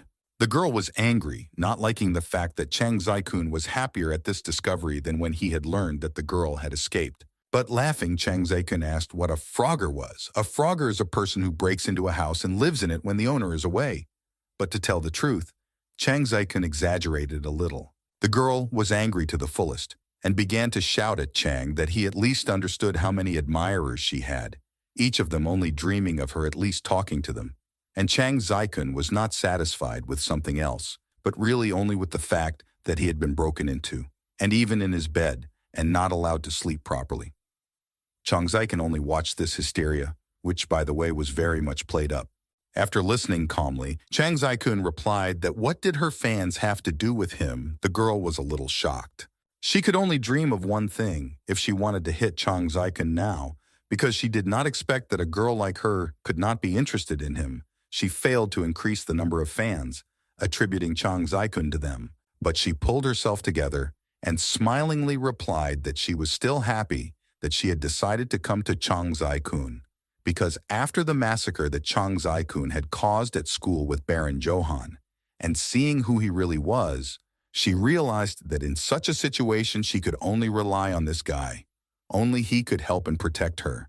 And the guy was not happy that she was with him, so diligently evading her search. And the girl found him herself, such a joke of fate.